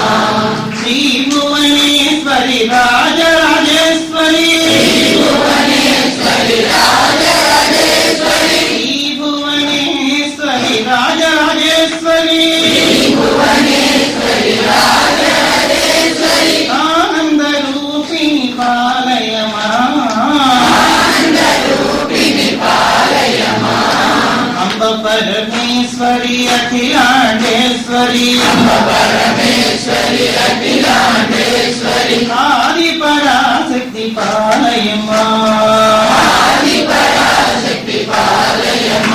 ఈ మాతా మహారాజ్నికి ఓం అసతో మా సద్గమయ నమసో మా జ్యోతిర్గమయ